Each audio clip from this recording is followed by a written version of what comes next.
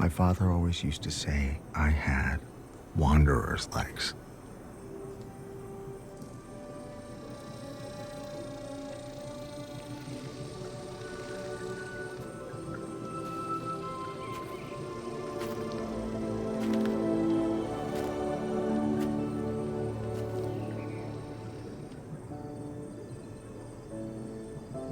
We all wonder, what's out there?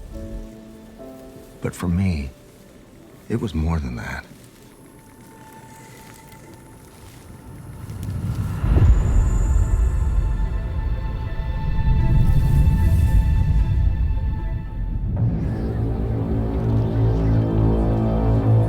A stranger in my own world, I set out to find my path.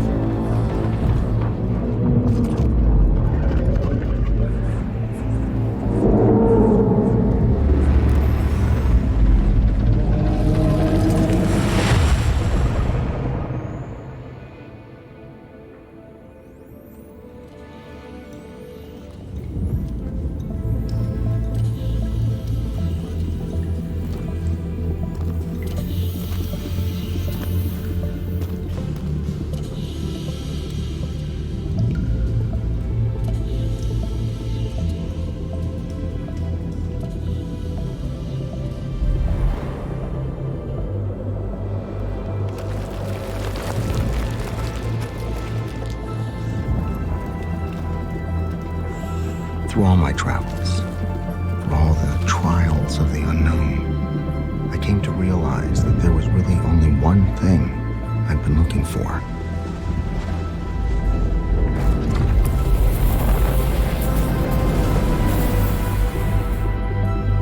A place to call home.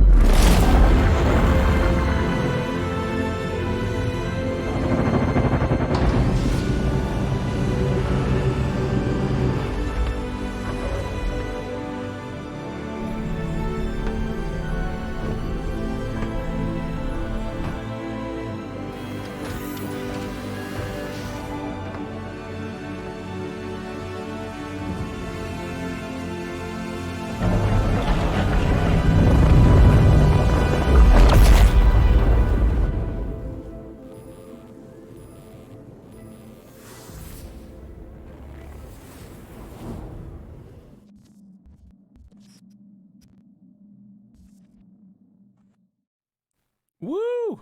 Good evening, everybody. Welcome. This is Monday. It's Post-CitizenCon, and you are on the Asylum. Good evening to you all. Welcome. Hope you're all well. We are tired as fuck, but hyped as fuck. And Madness is still eating and watching. Eating? Yes. Because it's so good. Great the video's timing. so good. Great professionalism. Who doesn't want to eat? It's like you want to eat. You want to eat when you're like, I was just sat there just like, oh my God, this is amazing. It's incredible. Incredible. It ended too soon. I needed a bit more time so I could have a few more pretzels before. I'll make you go and do another lap of the... Let's do it again. Let's watch it again. Do another lap.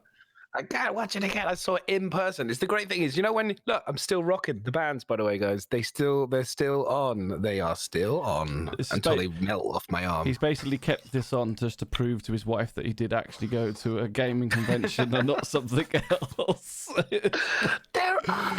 Just because, like, I know the minute I have to take these off. Firstly, probably for gangrene purposes or whatever infection purposes, that'll probably when they have to come off. But if I have to take them off, it's like it's ended. You know, it's over. It's and it just feels kind of sad. So I still have them there for the time being, but I will eventually have to get them off at some point. Probably when it comes down to having sex, I imagine they'll probably have to come off. I don't know if I can do one hand and kind of like make it work. You normally make it work with one hand. I don't see what the difference is now. So we'll make it work. Anyway, back to Star Citizen. So yeah, that's one of the beauties of going to CitizenCon. As I say, we're post-CitizenCon. We'll get into that and talk about that. But since we use the Carrack as a nice intro to our section, we'll talk about that a little bit. But one of the beauties of going to Star Citizen is you get to see that video live on the big screen, and they pumped up the volume, the subwoofer, and everything else. Just kind of blowed you away as the film played. What are you doing, dog? You're getting lost in your bag. So obviously, I've been to CitizenCon a couple of times, and this was Madness's first. So he's obviously a CitizenCon virgin. He's now had that cherry popped. Yes, thoroughly popped, I have to say. thoroughly popped. Oh my goodness me. The feeling, I'm sure if you've never been before, the feeling of kind of like, I had butterflies, when you first kind of like were going up to the venue and stuff, because it's like, you just have no idea what it's going to be like. You kind of, you're hyped, you're excited, but then you're like, oh, what if it's, like, I'm like, what if it sucks balls? You know what I mean? Like, what if it's weird? What if I end up being sat on my own in a corner and nobody wants to talk to me type of scenario? There's all that stuff that kind of goes, what if I'm really lonely? All that kind of stuff goes through your head. When you're there, and then you kind of, and you set off on the adventure. The adventure begins literally. You get on your train or whatever you're coming from, and you arrive, and then you start bumping into people. That's the coolest thing. Is you just suddenly, as you get closer to the venue, then all of a sudden there'll be one person or somebody who will notice you, or you'll know, or you'll meet, or whatever, that first friend, and it's just like it's like, whoa, you're in. It's like hitting the wormhole. It's like a jump gate. It's like instant. Woof, and you're off on this like crazy couple of days of just nuts. It's nuts. You can't experience it until you're there. You're in a wormhole and you're just going along for the ride, and you're getting dragged left, right, and center, and you're bumping into people like Mad Rambo. I see you there, Asnog, or some loads of people there. If I forget people, I do apologize. It's not on purpose. It's just there were so many people that was like bumping up. And the crazy thing was, I actually missed people. I was meant to meet people there, and it was so many people there. I didn't meet them in 2 days. And this is the rookie mistake. So if you've never been, if you're new and you saw it and you want to go next year, I'll give you 2 pieces of genuine advice as somebody right now, because firstly in my head, 1, take more photos. That's the one thing I didn't do. I didn't take enough photos of me with people. And 2, do not think for a second that you're going to be able to see that person again and have a conversation with them. So make the most of the moment you have with them. That was the big one for me. I didn't set up a Discord so everybody can post their photos. So when you forget, as usual, you get other people's that you can use. It's just what I do. It's like I go there every time. It's like because of all the CitizenCons as well. So I've done a few now with this sort of thing. And it's like every time I'm going to take more pictures, and every time I do take a few more, I try to remember. But I then go back and I see other people's pictures. Like shit, yeah. Why didn't I take a picture of everybody I met? Why didn't I do this? Why didn't I do that? So it's like, well, at least if I can get other people to post their pictures, I get their memories as well. Because I was there, I use them. It's all good. The bad part is I have pictures with people, and Toby will know why. The bastards that are part of my supposedly colleagues, friends from Star Citizen didn't tell me that I had toothpaste on my mouth, so I was taking photos. I was meeting and greeting people. When was this? This was like on the bar. I think it was the night out. I think it was the night out or whatever it was. Yeah, it was the night out. Bastards. The karma that's going to come back and hit them hard, I assure you, because so basically, I have to now go in and doctor a load of photos. Nobody told me for ages until I think it was Geo Get Money or somebody goes, what the fuck is that on your mouth, man? And she got like some white shit in your mouth. I was like, no, when someone tells you you've got something like, oh, you got something stuck there, or you got like something here, or you had no idea, and you were like, oh my god, I've been talking to people literally in a circle. How did I miss this? No one said anything. I mean, it could have been toothpaste. No, it was definitely toothpaste. It could have been toothpaste, but probably not. It was definitely toothpaste. So it was fantastic. Yeah, that was really great. Thanks, guys. I really appreciate that. But I mean, for things exactly like that, I would have to say that the community for me, as always, like 100% makes these events. It's like, yes. I mean, the show's great, but if meeting all the people that you see in Twitch chat that you talk to for so long is just absolutely amazing. And on top of that, like, people genuinely are so nice in this community. And like some examples we have, like Desmarius, he basically sent a shit ton of sweets and goodies over for me to like chuck on the table and dish out, which I did the best I can. It was a little bit awkward because we couldn't take food into the show, but he tried to basically overload us with sweets, so we had things like all these American bit of honey stuff, and I just realized everybody had a good joke with the Butterfingers. Oh my god! Being coated. Oh, hang on, we got to talk about the Butterfingers for a moment. Butterfingers. I never the Butterfingers. Literally, I could feel diabetes creeping around my body the minute. Like I was going to go into a sugar coma the minute that stuff. I ate one, but the problem was it was so good. I wanted another one, but the second one it doubled up. Was that Twizzlers? Was that a Twizzler one? Yeah. Where's the pecan? The pecan. I think I gave them out. I think I've only got like a couple left because not everybody grabbed them. Thing. So this thing is delicious, right? But everybody didn't want to eat it because they just said it looked like someone squatted over the table and had a shit on the table. But it's a pecan log which has got like crushed pecans on the outside and a nugget soft center. Even the name. I mean, well, it says pecan roll. It says pecan roll, not log. I called it a log. Maybe I shouldn't have done. Maybe that put people off. But anyway, these things are delicious. And he paid. It's crazy, right? Because he paid like $80 on just shipping to get them over here. Like that's how crazy it is. So that's wow, absolutely amazing. Wow. So he was the first one. Well, not the first one, he was one of many. Then we had Killblock, who came all the way over from South Africa. He come and stayed with me for about 4 days, and then he drove me up there, and he smuggled probably illegally, so we won't talk about his real name. He didn't. But we didn't do this. Look at this, guys. All this meat. We literally had a meat feast. Now, this is just like he's already given a bag of this stuff to my dog practically while he was here. We have like a bag of biltong, and he vacuum packed all this himself, and he literally had a suitcase of this stuff that he managed to smuggle in from South Africa, and he was giving it to all my community and everything, and some were eating it there on a day. The rest of them just kind of grabbed it and took it home. So again, huge thank you to Kill, because he's amazing.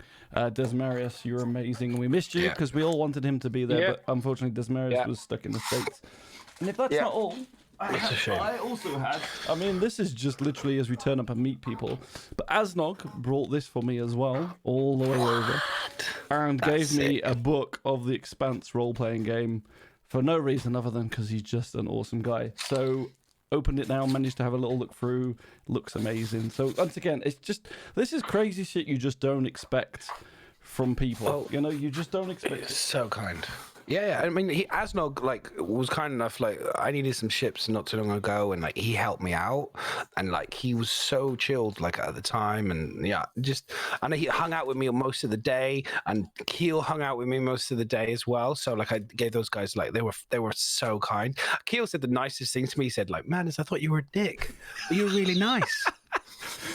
I had that happen to me a few times. He let the first sentence linger a bit. I thought you were a dick. And I thought you were maybe he said it a bit stronger than that. And then he was like, but you're actually kind of all right. I was like, well, I hope I kept that. I hope he still thinks that by the end of the day. He was very hungover at the time, so I'm not sure. But genuinely, though, I haven't tried it. Give me a suggestion. Which one should I try first, then? Is this, whatever that is? Or maybe try, this stuff is, try some of this first. It's like a jerky. Just open them both, man. Now, these are like sausage things. Yeah. But they're very papery. But this could be you'll see my honest reaction. This might not be a great idea. Carry on. I can't open it. It's like vacuum packed. Yeah. Anyway, so just a huge shout out to those guys, and then also everybody that just went. Like you said, every time you kind of. So what I always feel bad is, especially what tends to happen on the Bar Citizen Day, is you go in and so a few of us got together and worked out the best place to have a Bar Citizen, and we kind of started off. Well, we started off at our hotel. Then after a couple of drinks there, we went to the Brewdog place. Met up there, and the thing is, it's so loud. People come up to you and tell you their name, and you ask once, sorry, what was that? And then they tell you your name again, and then you ask again, sorry, what was that? And a Disposable Hero will know, because he's one of the worst ones I did it to, because he's after the third time, you think, I can't ask anymore. I'm just going to have to just act like I recognized him. I was like, all right, okay, it's great to meet you. Yeah, how are you doing? So I thought Disposable Hero prime example. I swear he said to me his name was Valkyrie at least 3 times. And I'm like, I don't know a Valkyrie. Okay, but yeah, it's really nice to meet you. I just thought it was just a random person coming up and saying hello, which is cool. But with the noise, you can't talk. But yeah, you do your best. I met him. I met Disposable, didn't I? I met you, didn't I? Just confirming. I'm sure you all did. It's just I'm the only idiot that heard the wrong name. So it was like, fine. But yeah, so it's like, so there was tons of people there. Like we literally took over the whole of Brewdog. After people started filtering out from Brewdog, some went to the Impossible, which you can talk about because I didn't bother going. And then the rest of us went to the Peaky Blinders. And we managed to get a nice table up the top that's kind of segregated. Well, just like a whole big, massive table for 12, something at the top, which was really cool. We had live music there. And like, again, the place just filled up with Star Citizen people. And you could tell everyone was Star Citizen and the jackets they were wearing. And everybody's just so friendly. Everybody's talking to you. People were buying drinks left, right, and centre. And it's just like you've never seen so many nerds in one place. Well, I haven't, but I'm sure if you go to a cosplay thing, maybe. But for me, incredible. But like I said, everybody was just so nice. Like everybody talked to you. Obviously, we've all got like a shared passion and stuff, and you know, it helps. And it's nice to see because obviously a lot of people sometimes on the internet, like sometimes the only interaction they have is people on Twitch chat and things. But sometimes I know there's a lot of people out there with anxiety and scared to go out and meet people. But like when you get to this situation, it kind of just goes out the window, and everybody's just like, even like people you can see are nervous. People will go up to them and start talking to them, and then as soon as you mention Star Citizen, boom, it goes off into a nice conversation about the game and everything else. So it looked like everybody was having an awesome time. I don't think I'll be very surprised if anyone came away from that experience like down. You know, I don't think you could, because it's like you said, it's like everybody is there, where everyone was super supportive and buzzing, and it's just awesome. But I have to go back to this. By the way, this is freaking delicious, and it smells incredible. It's so good. I'm handing it to my wife to try a bit because it's so good. Oh my god, try a bit of that. That's incredible. Yeah, just try it. It's so it's got this incredible. It's not jerky. It's a sausage. It's not a sausage. You like sausage. It's sausage, not jerky. It's different. It's sausage. We can share the same disease. I'm shouting as if his wife's listening to me and she's not. It's like, try it. He said it's not jerky. He says trying it. Damn it, try it. Okay. It won't kill you if it goes in your mouth. Not like some things madness gives you. Isn't that great? Wow. It's more for you. I mean, smell them. No. Smell it them. No. Smell my finger. Unbelievable. And Anyway, for me, that's what I'm going to say. Yeah, and it's like, Kill kept giving it to my dog, for God's sake. It's like, bugger off, it's mine. Wow, the dog was going to love that then. My dog went nuts. Absolutely nuts. And then now he's left, she just looks lost. It's like, where is he? Where's the person that keeps giving me all this sausage? So, oh my god, I should have started eating. Now I've just got that. I've just got this amazing. It's on my hands now. The smell of this, like, it's like spice dried and dried up. They basically spice sausage. Yeah. Yeah. They dry it out and they just. Oh, it's so good. Does she eat salami? Wow. Does she eat salami? She loves a good sausage. Well, tell her it's just like salami. She loves it. It's like salami. It's like your Chinese sausage that you love, but it's just like a variation of that. Give it a try. We could just do another hour of this because it's quite funny. Just keep going backwards and forwards. Hilarious. Oh, good. Okay, you enjoy your cake. So, and I'll enjoy the sausage. Anyway, because there's plenty of sausage at CitizenCon, that's for sure. It was a sausage fest. It was. I mean, like it was like 98% men. I think it was. I would say probably close to that. Maybe a little bit. Yeah, it must have been. And I think the women that were there were dragged along by their partners. Most of them. Yeah, that is the difference. You're right, between an MWay conference and a Star Citizen conference. There's more women at MWay conferences. Okay, we'll leave her out. It's over. She's not having the sausage, so it's She can over. join the conversation if she has sausage. Yeah, exactly. You can join if you have sausage, babe. So, like the predominantly blokes, obviously, but that's that's not unsurprising. If you see any YouTube people and you talk to anyone there, they'll tell you very clearly that the demographic of the people that watch their content and probably watch our content and everyone else's content is predominantly male. At the moment, at the moment. It doesn't mean that in the future it won't change, just at the moment. And I'd like to definitely see that change over time and see more girls get involved in the game. And I'm sure it's happening. I'm pretty sure, judging from the streamers and stuff, I definitely think we'll see that probably change over the next, especially with what we just saw, the Carrack and exploration. I thoroughly, and the way that they were showing some more of the gameplay around that and snow and just walking around, and all can see more of that. I thoroughly expect to see more girls in the game, which is great. Yeah, exactly. I've noticed a few. We have Adios. Exactly. There's definitely been more female streamers in the game. So, but in the bag. So let's go to what they gave us. Yeah. So firstly, after the Bar Citizens, and obviously do you want to do the Bar Citizen first? Yeah. Well, we were talking about it anyway, so we'll just quickly finish that kind of round that bit up. So obviously it was good fun. You went to, I went to it, didn't I? A group of the actual official one I can't answer, but Madness can answer. But I refused to pay an extra 25 quid because in my head that was like, well, that's an extra 5 pints that I could have in another pub. So I decided not to pay 25 quid. So like I said, we went to the Peaky Blinders. A big chunk of my group decided that they were going to kind of go home by about, I think it was 11, I'm not sure. And I was like, I had a pint and I said, I'll finish this and join you.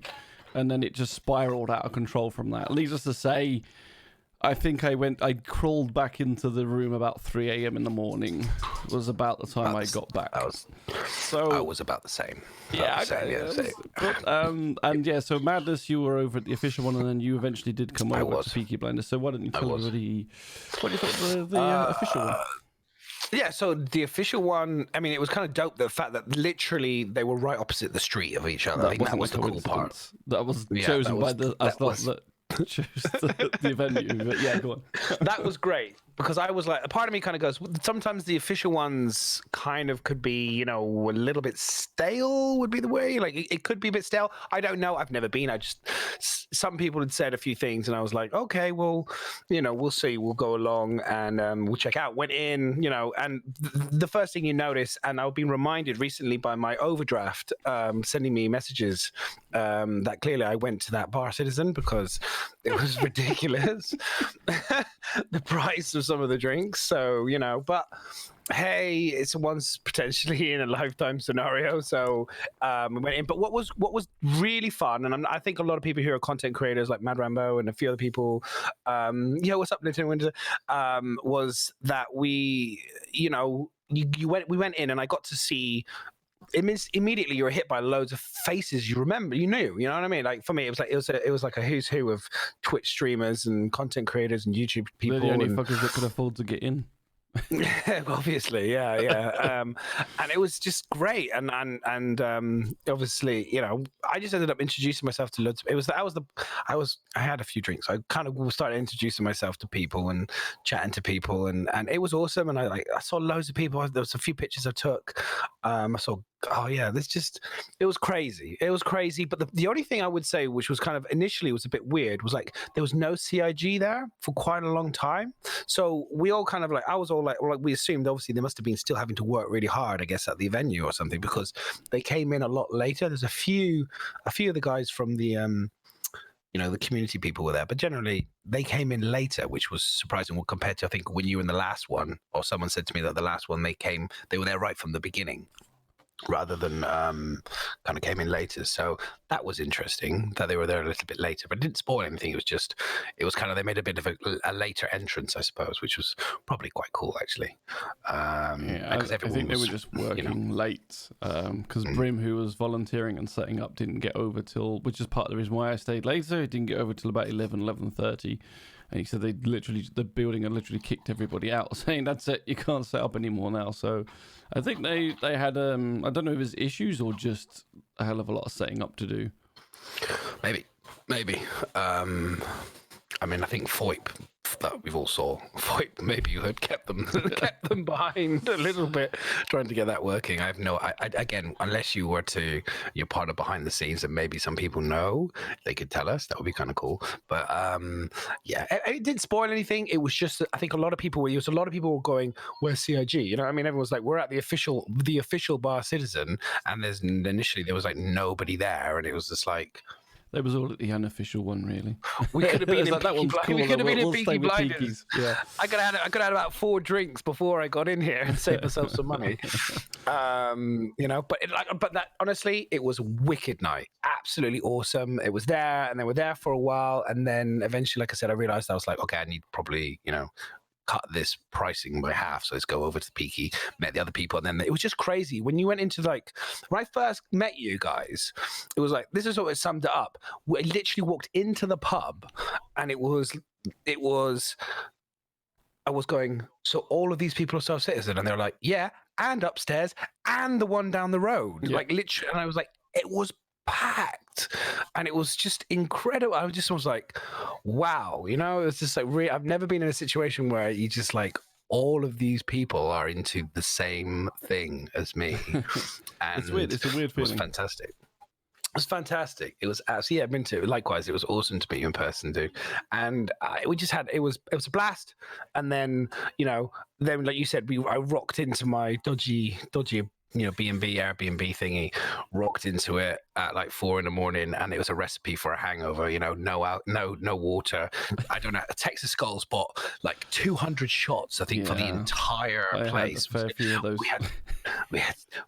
It was like we had like rum, beer, tequila. I had the Matadors were there, chatted with those guys, ruffled some old feathers because I was chatting with these guys. I used to kill these guys, you know, when they were minnows when we were doing back in the day. So it was quite funny how things were slightly different. But chatted with them, then they were doing shots of tequila. So I had shots of tequila, shots of this, shots of that. So it was a lot of fun. So if you go, definitely go to the Bar Citizen if you can afford it. Just go to both. It doesn't matter. You'll end up in all of it anyway. It's like, yeah, basically.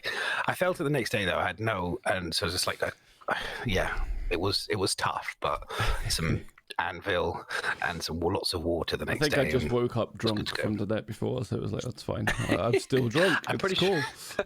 I think Keel, bless him, like, you know, when this is like, you know, when someone's drunk, they're talking to you, but you don't understand a word they're saying. That's where Keel got to. He was just like, and you're like, yeah. He was basically talking like a Scotsman, a Glaswegian / Irishman. It was brilliant. Like, it was so fun. He didn't make a fool of himself. He was trying to talk, and you're just like, yeah.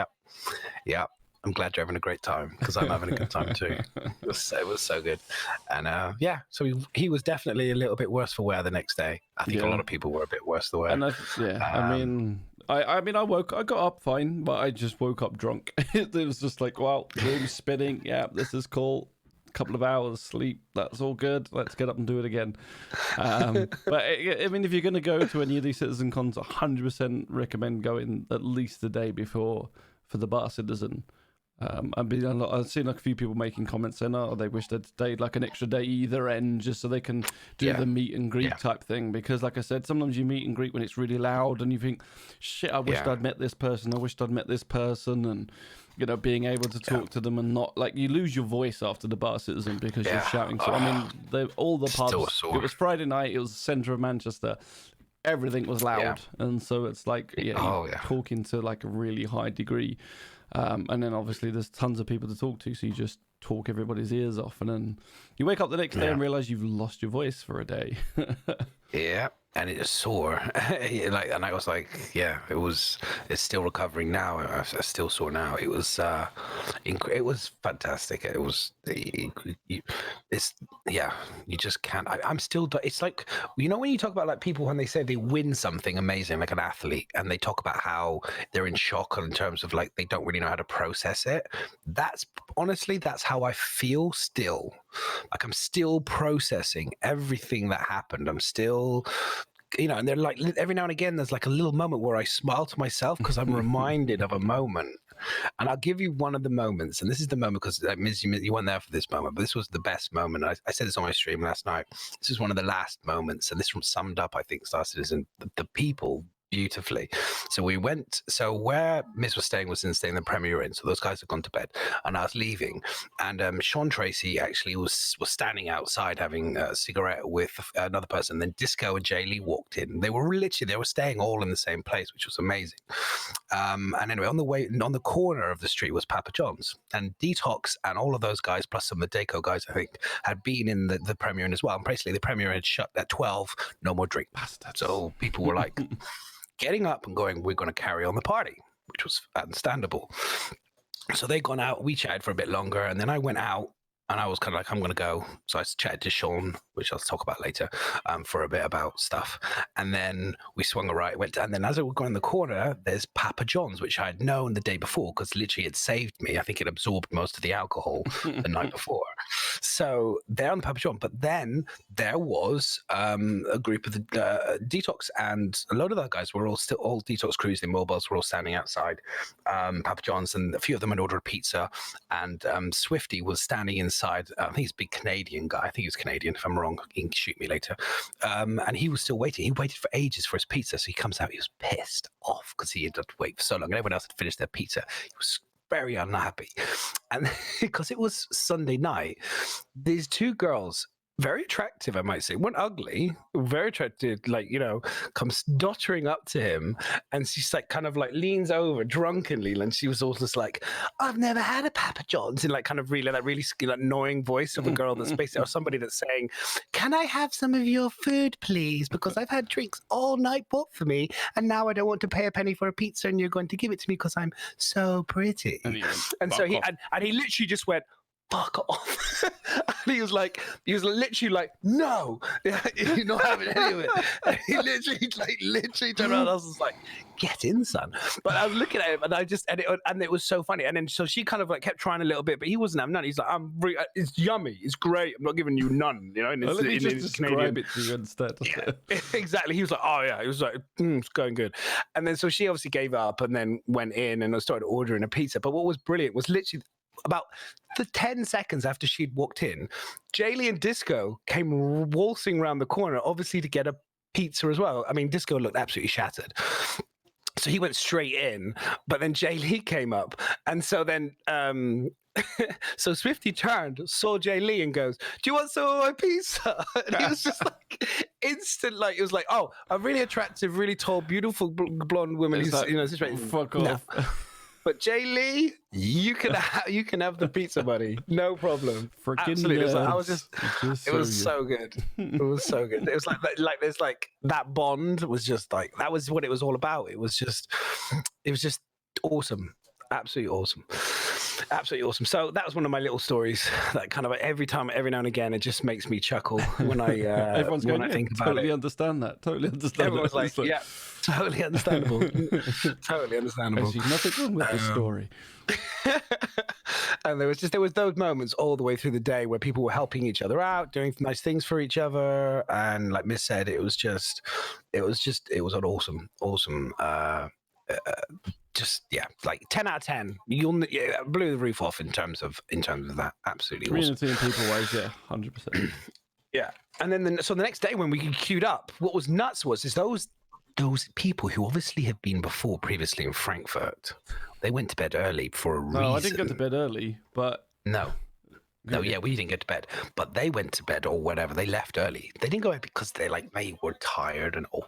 They thought because Frankfurt last time had octane dryers for the first 50 people, they were going to get some sleep, get up early and join that huge queue to get some free stuff. Sadly, it was unlucky for them because they didn't get diddly shit because there was no giveaway. There wasn't in Austin either, so I thing.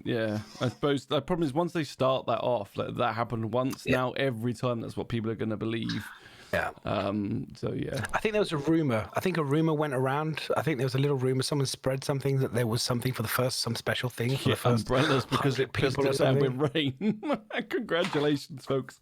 I decided to stay in my room and have a cup of tea instead.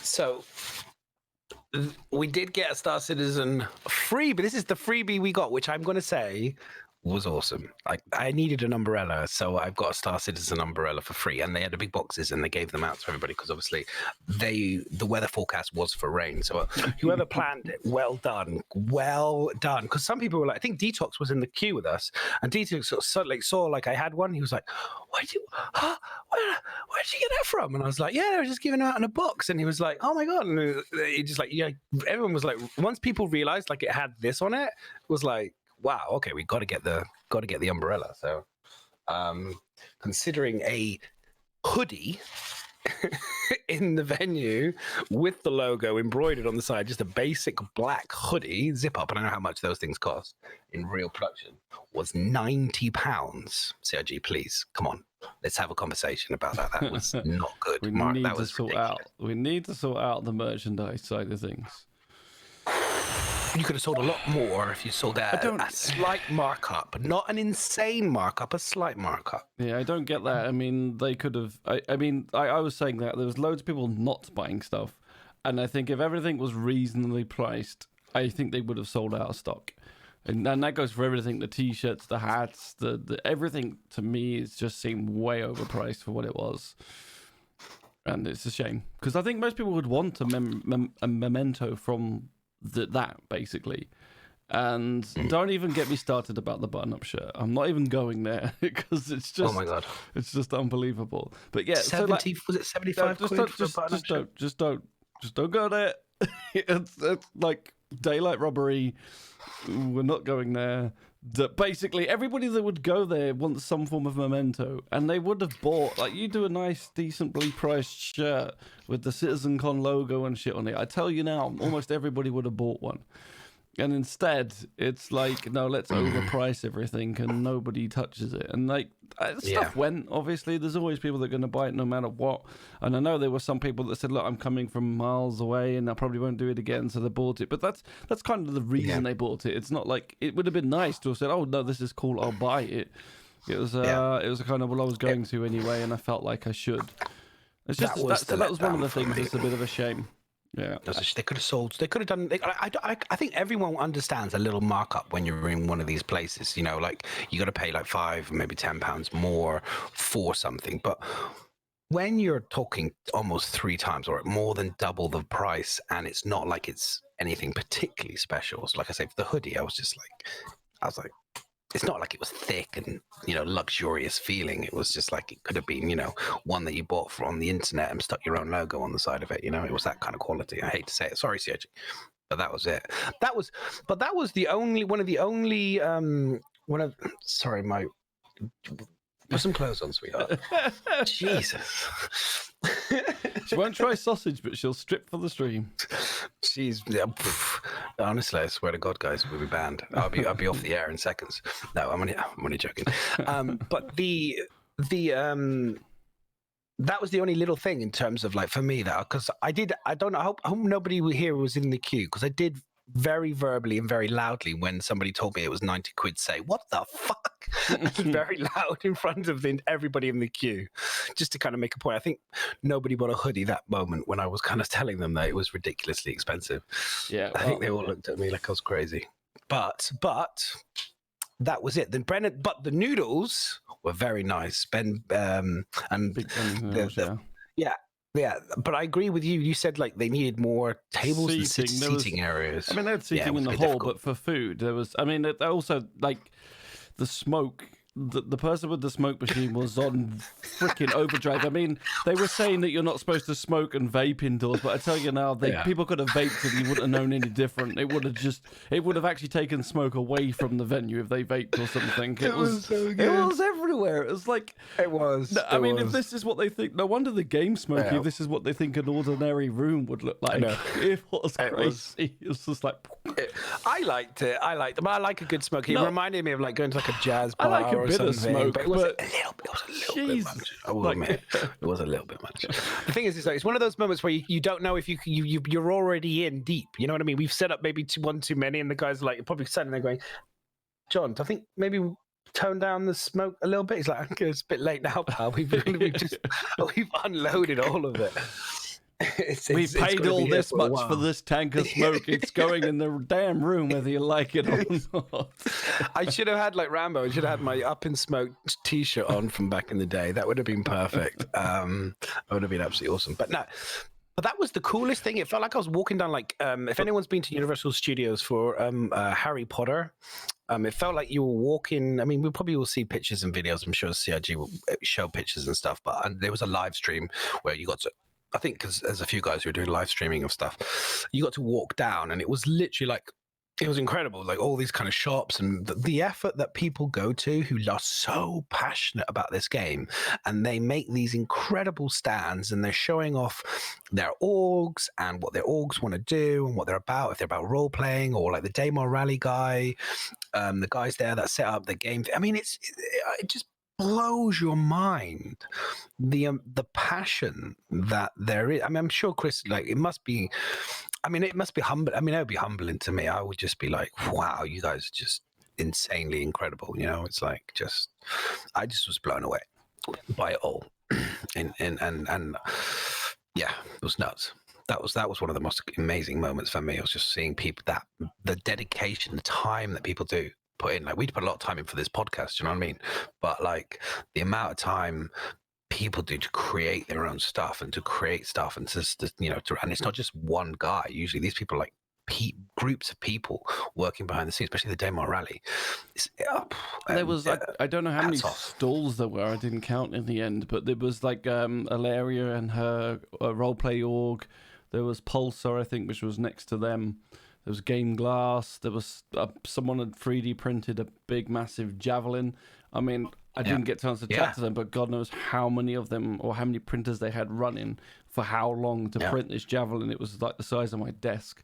There was, like you said, the Daymar Rally. Test Squadron had a booth, and the way they set it out was really cool. It was like it made it like a market stall in kind of Levski type of environment, Grimhex maybe, that sort of style, which it looked pretty good. I thought it had a good atmosphere when you walked through it, and the people that did their booths and everything just did a fantastic job in like the merchandise things they kind of had, the free stuff they were giving out. It was crazy. It was, I mean, and then we had Game Glass was there. So if you signed up for Game Glass, you had a chance to win a lifetime subscription or something, or some sort of subscription, a pretty good one, or a year subscription free, something for Games Glass. And they had actually the studio guys. I think it was CIG Crew with Maya and some other programs, and they were modeling stuff there as well. Did you see that? They had like the program they're modeling. Hello. I just noticed I don't know why it's done that. That's not even the right panel, which is why that's not worked. Let's try going to this one instead, which was what I was actually aiming for. My Stream Deck one was wrong. There we go. So this was just showing a couple of the pictures of the venue. So what was you saying in that last one? The Game Glass people. The Game Glass guys had like the free subscriptions and stuff, which was pretty cool. And then you had, what was it after the Game Glass guys? Oh, I can't remember what I said now. Anyway, it's in the post bar. You were saying about there was someone crafting assets for. Oh, Star that was Citizen. it. So crew. Those assets were the things that you're going to get in your digital goodies bag.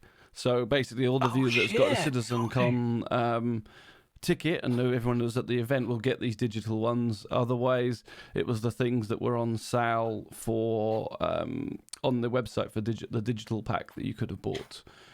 Sweet. And they have posted what the final results were for most of them, so I will show them in a minute. Nice. But yeah, so this is kind of like the setup. This is how it looked. There was like cloth hanging around over the top. Oh yeah. Smoke filling the thing. And then there's cosplayers. There was a fair few people dressed up in cosplay as well. Most had done a pretty damn good job of it. The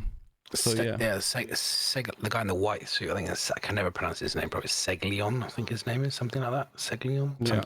And he was like. He had his full uniform thing going on, which I think he wears every time. I think it's part of his look. I'm not sure if he's a role play. But yeah, it was. And then we had like the Daymar Rally's guys who was at they did for the Daymar Rally. Big JR had done like these amazing brass. I think they're the awards for winning and stuff, the trophies.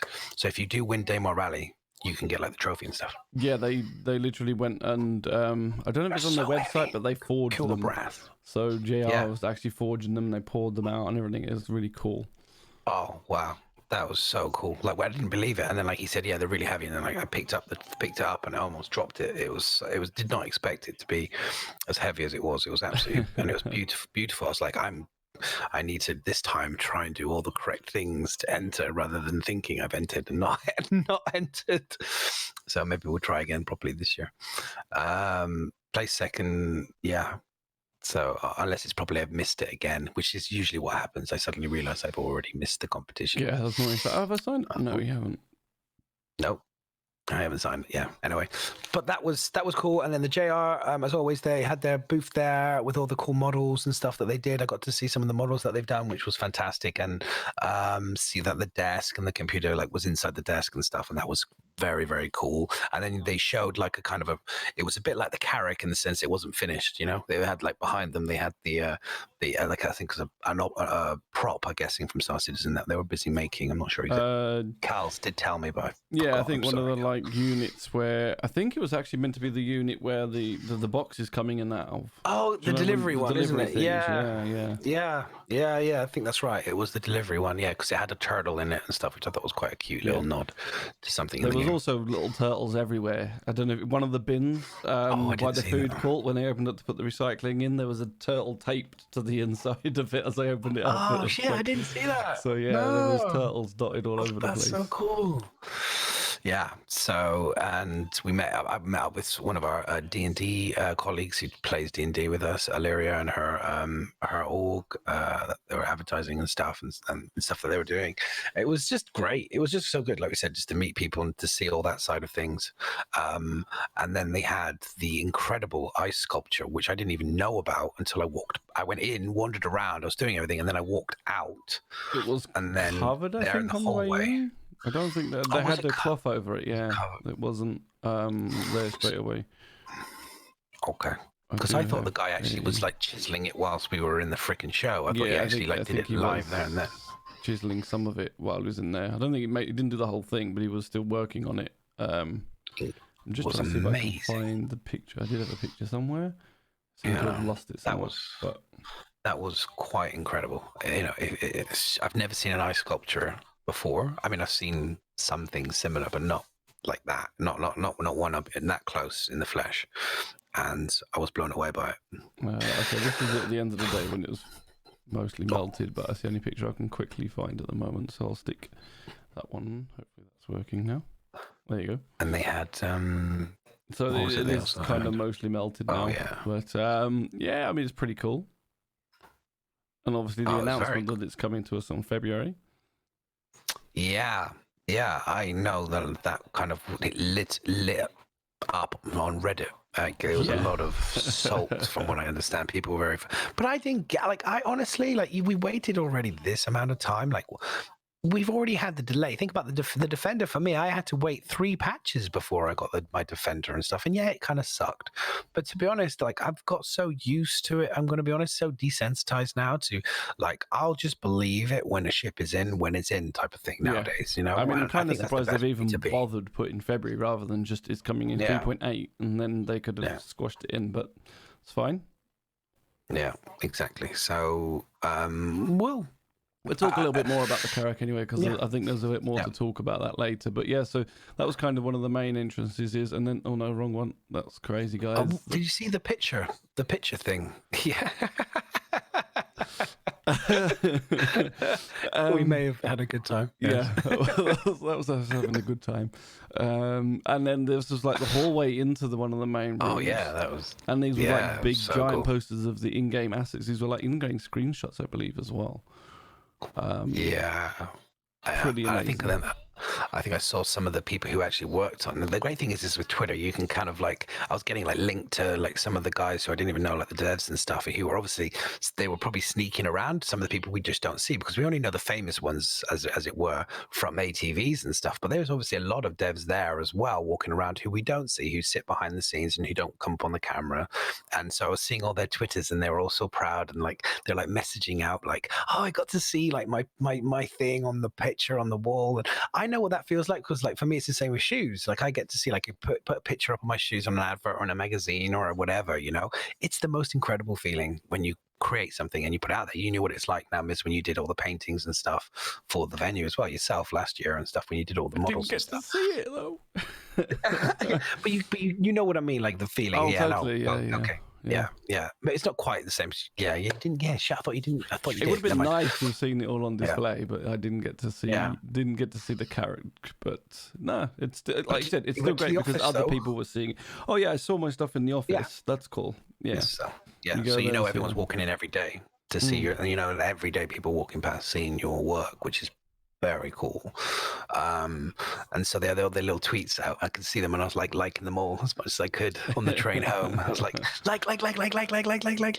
Twitter's just nuts trying to keep up with anything on there. It's like, you've got 40 plus notifications. It's like, I can't go through all those as best I can.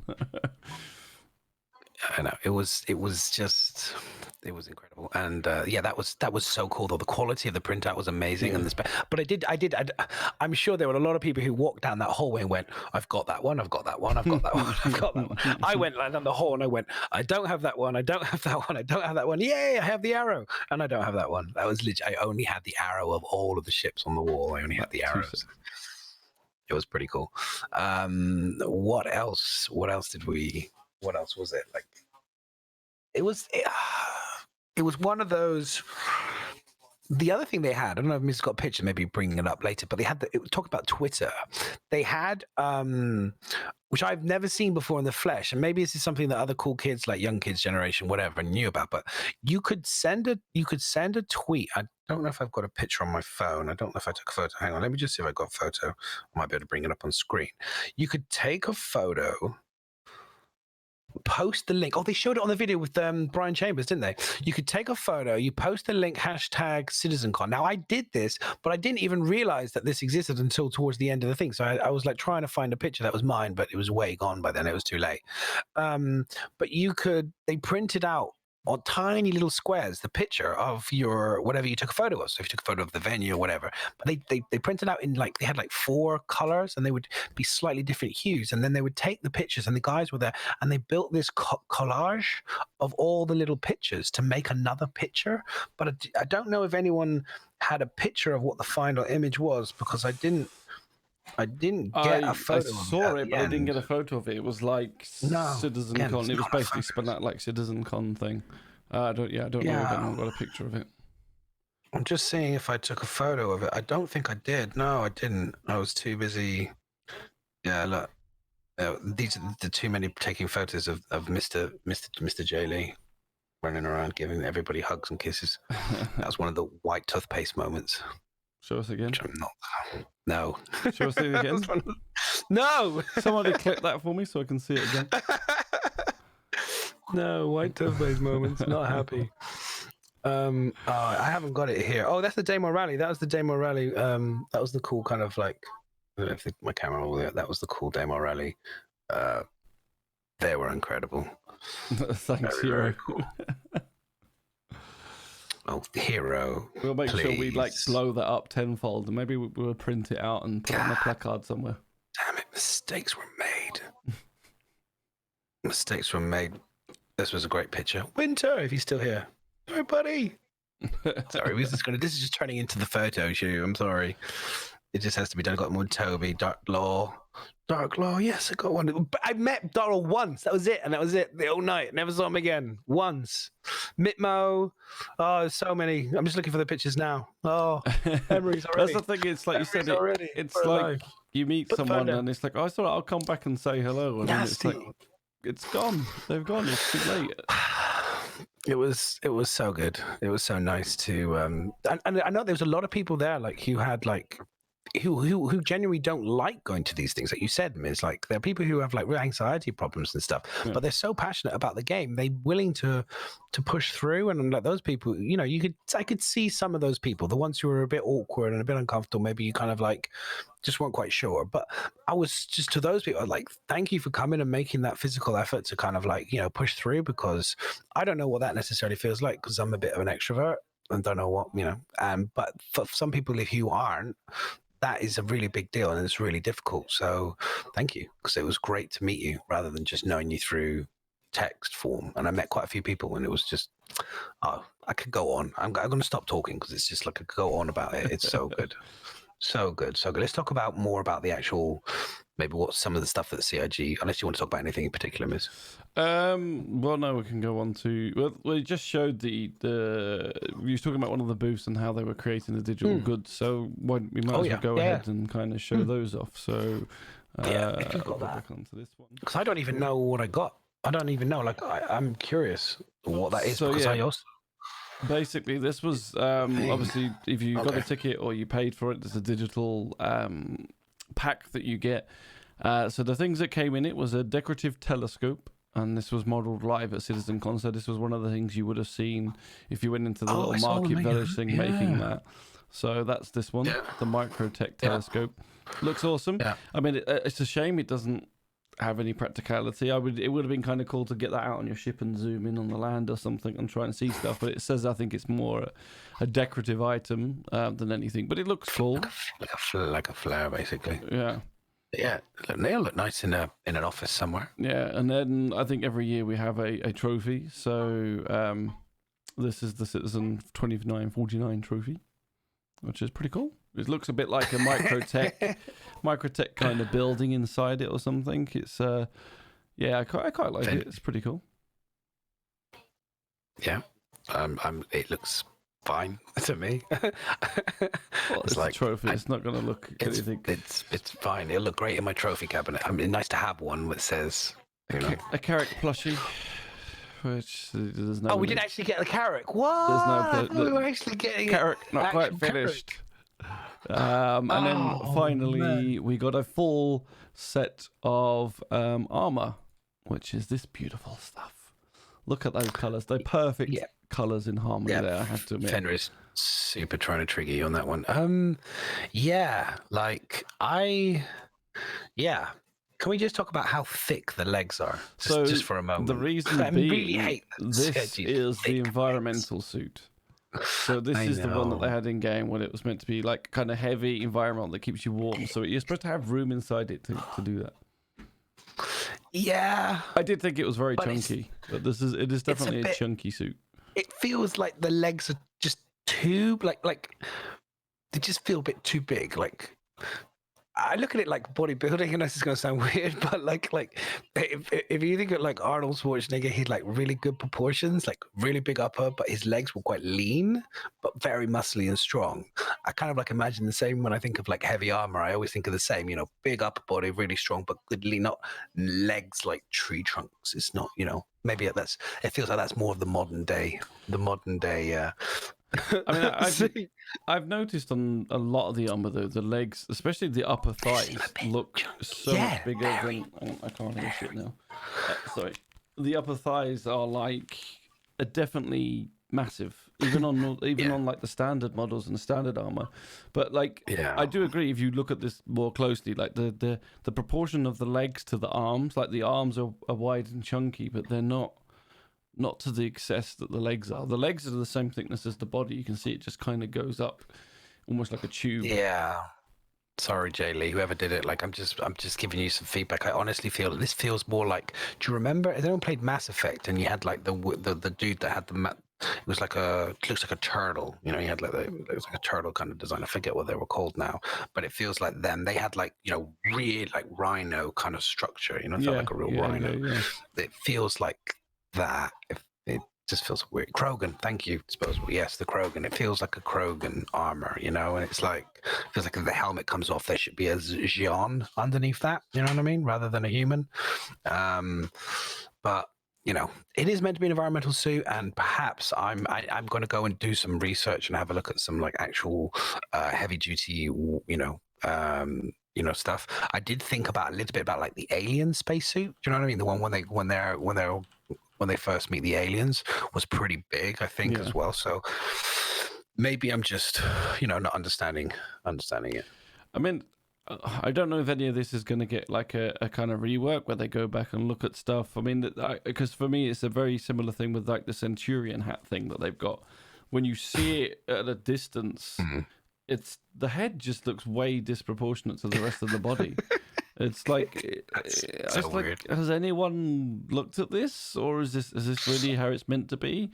I mean, I'm guessing it's heavy armor as well as just environmental, so that's why it's kind of big and padded. It's I guess so. It's meant to be a big chunky suit. It's probably not what you're going to be flying in, because I won't be fit using behind the the seat. legs. I'm hoping they'll do some Well, your sleeker, legs will fall off. environment ones. Yes, it's fine. I'll just crawl across the floor with my foot on my arms because I look better. Yes, I can make it. So anyway, I mean, you're getting it for free. It's quite a good thing to get. Well, not for free, it's part of your ticket, and it's a good thing, in my opinion, to get for. I mean, it's useful, right? Color aside, which we all know it's the best color you're ever going to get. I mean, it's the perfect combination.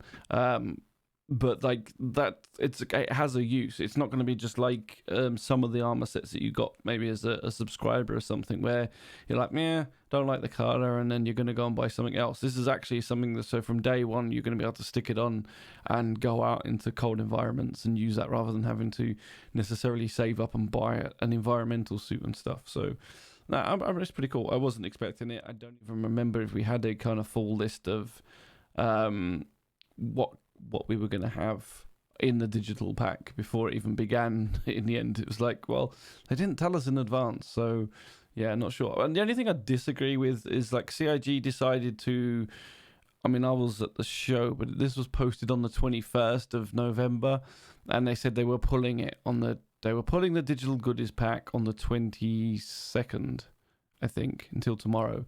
So yeah, like the 22nd, and like, why didn't they give people more chance? Like, as much as they might love you to pledge and chuck money on them in blind faith, most people want to see what they're getting before they chuck money at them. And so I feel like, why not just keep it open until these assets were made, and then close it? Like, they could have had it running through the whole time this free fly event's running on, like the expo show. If they had done that, I just think it makes more sense. Give people more chance to buy it. It's still around CitizenCon, so you're still, still limited and everything else. I just think I've seen a lot of complaints for people saying, look, it's kind of sold and they don't know what was in it or didn't have time to buy it. And then if you was at the show, like, I only came back yesterday, it's like, okay, I got it from going to the show, so maybe that doesn't count. But anyway, It's a little thing, but I just think sometimes give people a little bit of a better opportunity. Not everybody has tons of cash to just throw at empty when they don't know what it is. But, this is what it is. That's it. Yeah, I agree with everything you said. For some reason, marketing. With the non-existent marketing of CIG, I know. Yeah, they just...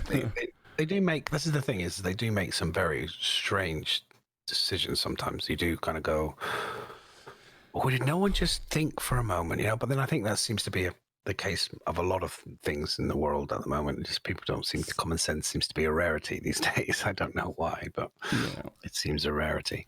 Since we're talking about marketing, I might as well throw this one in here as well, because we did talk a little bit earlier about the brand, the cost of the hoodies and everything, which again, marketing, why? But so anybody, we'll go back to this, or we might talk about it later on or something. But it's like the expo show. For those of you who don't know, when CitizenCon ended, the show that's normally on every week in game is now started. It's on the second day. But as part of what's on there, you can go to the event in game and you can buy lots of different T-shirts. And I'll just bring up the image here. So this is kind of like the stuff that you can get in game right now. You can go and buy them in game and wear them for the expo and everything else. Now, I haven't got 100% confirmation on this, and so this is something I need to find out, or if anybody knows or has seen an official dev, that's the best one, by the way, seen an official dev post about it. But I'm guessing the fact that it's for sale on their webpage means that if you buy it in-game, it will not persist, and it will not be there after a wipe, which I get. Still, you can go and buy it for fun, but it's like, it seems a bit of a shame that they're selling them there and then you can't keep them. Like I said, don't 100%. I'm not going to completely go out on them because I'm not sure, but I imagine that's what's going to happen.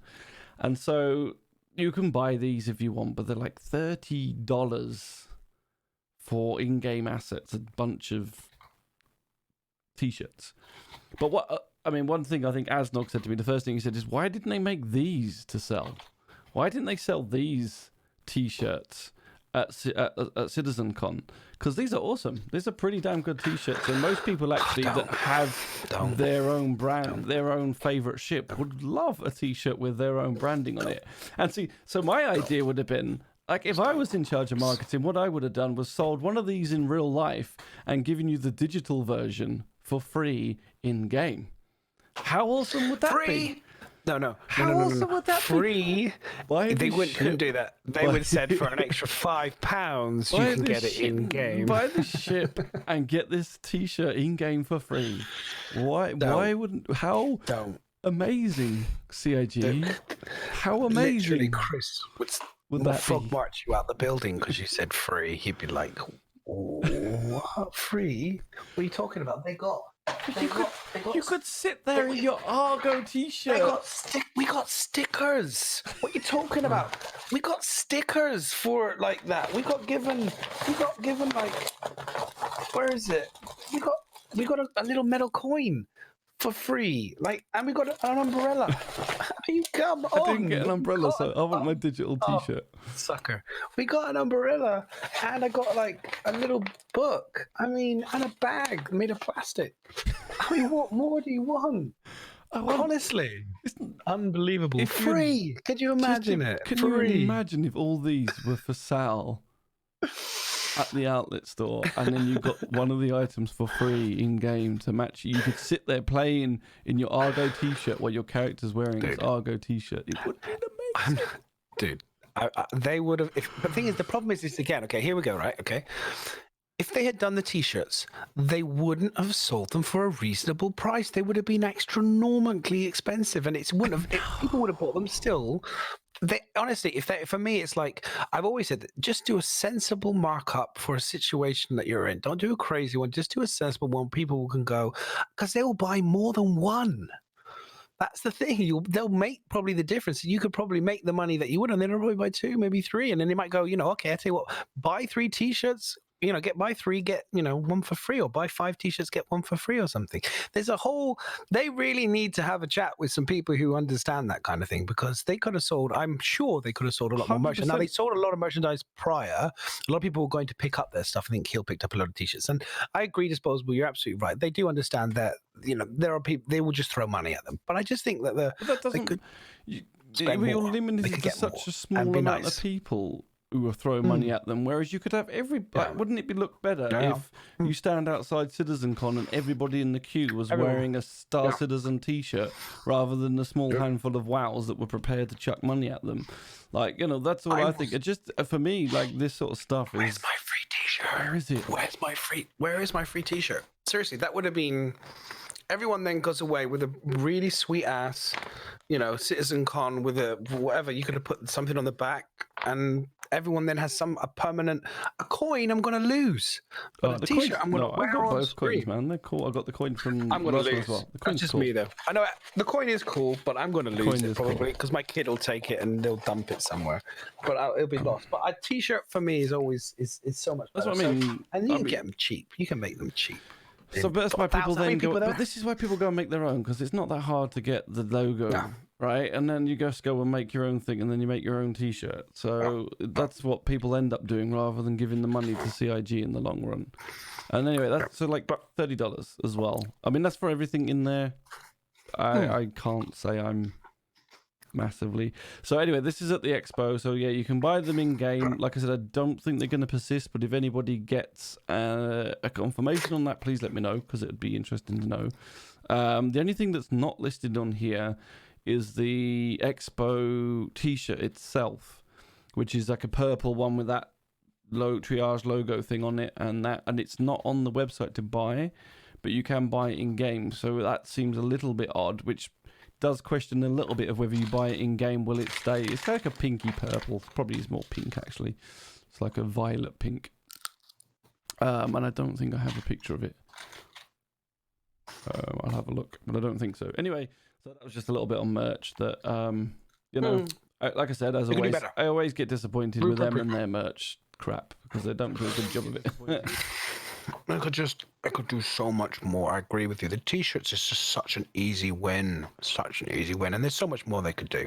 But maybe, going forward, it's not a priority at the moment, I guess. Because at the end of the day, I don't know. It should be, but I could do better. Anyway, enough. Yeah, I know. I mean, no, I'm eating the sausage again. They're It's amazing. like cool in-game assets, though. Like, I'm not like this is what everybody would want, like to show their love of a certain manufacturer and stuff. They're good merch. That's what's made disappointing. It's not because we're saying it's crap merch. It's good merch. It's just we can't get our hands on it physically. There we are. But that's it. Yeah. And also, if you don't want to pay $30 for the full pack, each day that the sale's on, you get the option to buy just that manufacturer's outfit, which is something like $4 something. You can buy just like if you're just a big Misk fan or something, you can just go and buy the Misk outfit, which is t-shirt and hat for like $4 something, $4.20. So far there's been the Anvil gear and the RSI gear. Cool. I mean, I can imagine people will be quite happy to drop 30 and get them. Did you say that they're going to wipe them, though? Well, if you buy it with cash, then they're definitely not going to wipe them. But I'm saying if you buy them in-game, because they're for sale in-game at the moment, when you go to the expo, there's like...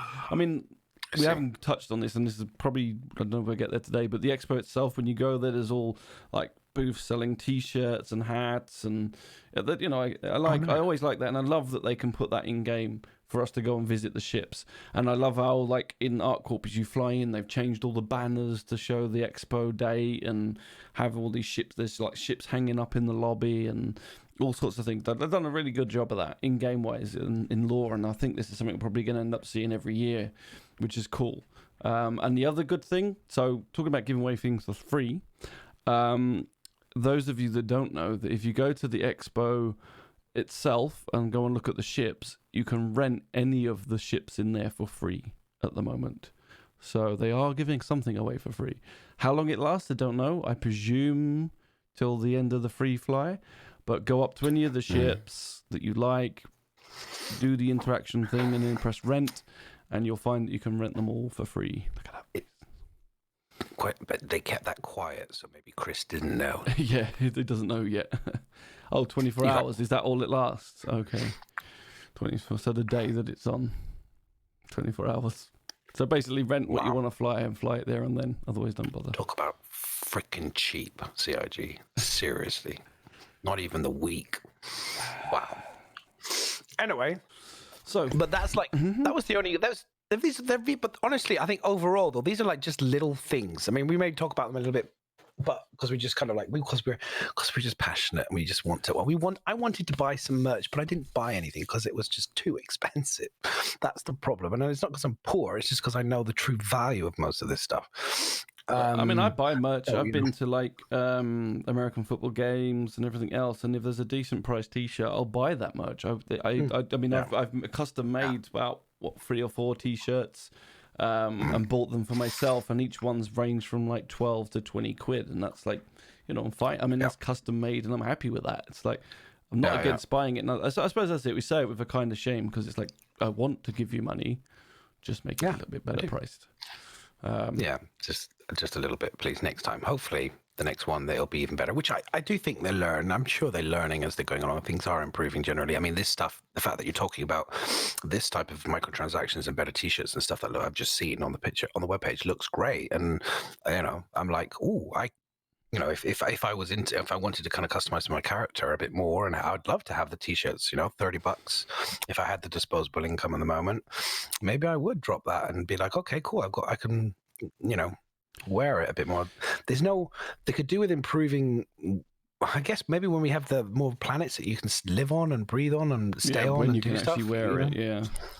But I mean, what's cool is I saw people turning up to the expo in the gear and that, so people weren't in their suits and stuff, and that's all cool. I like seeing that. But anyway, there's one thing I will say is, like, we've had weeks and weeks of no content, and then all of a sudden there is tons of stuff to talk about. So this was just a little thing. So we'll move on from it because we're going to make this stream a little bit more about just our impressions of CitizenCon. We're going to discuss. I know it's already been going like an hour, but we're going to just discuss some of the things we saw, our highlights, and not necessarily go full depth detail into all of those. Mostly, we decided at the end of the day, the reason being is that the videos aren't even out yet for Star Citizen. We've kind of watched different panels, but even between ourselves, we've watched different panels, and then you need to kind of re-watch them to get the full note. So what we'll do is we'll spread the content out as just like CIG do. Spread the content out a little bit more. We've got more information. We can do better research and kind of discuss it a little bit more full. So this one is a little bit more about just our opinions of of the show itself and what we saw and everything. Yeah. And we need to like CIG do the same thing, is they need to have time as well to view over their content as well, because often, which we've seen already, where they recognize that things are wrong, or maybe they said something wrong, and because someone's brought something up on Reddit and stuff and said, you said this, and the guy's like, oh crap, I did say that, but I didn't mean it to sound like that. It's meant to sound like this, and this is actually what's happening. So let's give them a little bit of time just to kind of sift through the enormous amount of content that they've created for us. Because you didn't see people watching on Twitch. All the alternatives. You didn't see a lot of the panels. You didn't see a lot of panels. You didn't see the heroics of Shane, I think it was Shane, in the ship thing, bless him, pushing through lack of sleep, anxiety, and pushing through all of that to present. And then bless him, he just couldn't and he ended up passing. He got up off it. He just felt weird, and he got up, and then he ended up kind of being carried off the stage and stuff. That's how committed these guys are. Like, I've never seen it before in my life, and when you see that, like, I'm never going to change being some things I am, but I certainly changes my opinion to a degree on some things. I will be a bit more. I won't be taking a poop on CIG's lawn, for example, because I think they're pretty awesome. Yeah, they're great guys. And so, as regards to the as you were saying, the second panel on how you haven't seen them yet, they're going to probably be at least a few days before they go on the internet, because I believe the same people that helped at CitizenCon and maybe something else, they got the contract to basically film and record all of this, and so I believe they're going to go and they're going to edit the videos together and give everybody a decent edit. So the stuff from the main stage is a little bit more where they can chuck them up, whereas I think the stuff on this second one, I just think it's all going to go for a little bit of an edit. And I think Mac told me that one of the devs said they were going to release the info over time as well, rather than all at once.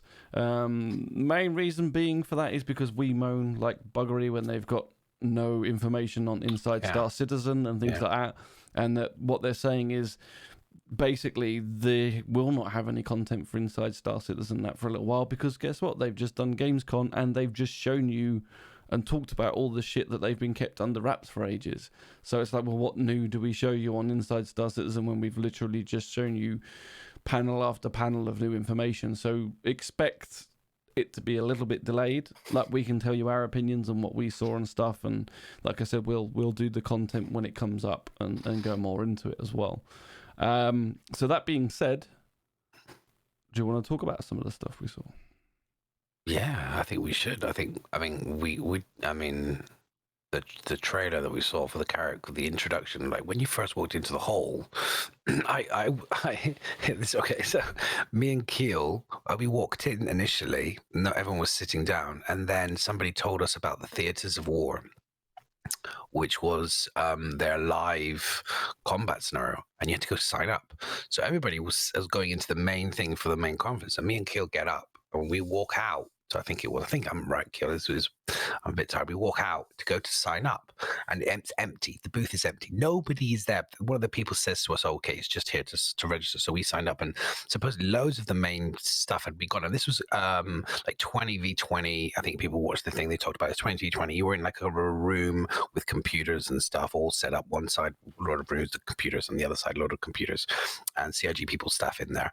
And, we signed up, and they gave us like a little card with a time slot, and all the popular times, basically all the times when there were shows that nobody gave a crap about, were all full, and all the ones where like Tony Z or Chris Roberts end thing or anything that was like the main thing was going on, there was hardly anyone doing them because everyone wanted to see obviously those presentations. So we managed to get one, but unfortunately I missed the prison. It was the prison. Which I really actually did want to see, but I was like, okay, I can't not see the final presentation or whatever it was. So I'm like, I'll sacrifice the prison thing to do it. And Keel did the same. So we ended up signing up, and then we went in. But then all of a sudden, as we were just finishing up, suddenly this huge noise came from the auditorium next to us, and Keel looks at me and he's like, "Oh my god, I've come all the way from South Africa, and I've got to miss the bloody beginning." So he kind of rushed back in, and we did. We actually had missed quite a good chunk of the bloody advert, which is so annoying. But we ended up making our way down and sitting down, and I'm literally caught when the Carrack springs into appearance, and then in that thing. So I'd missed the whole beginning part of it as we were trying to make our way to our seat.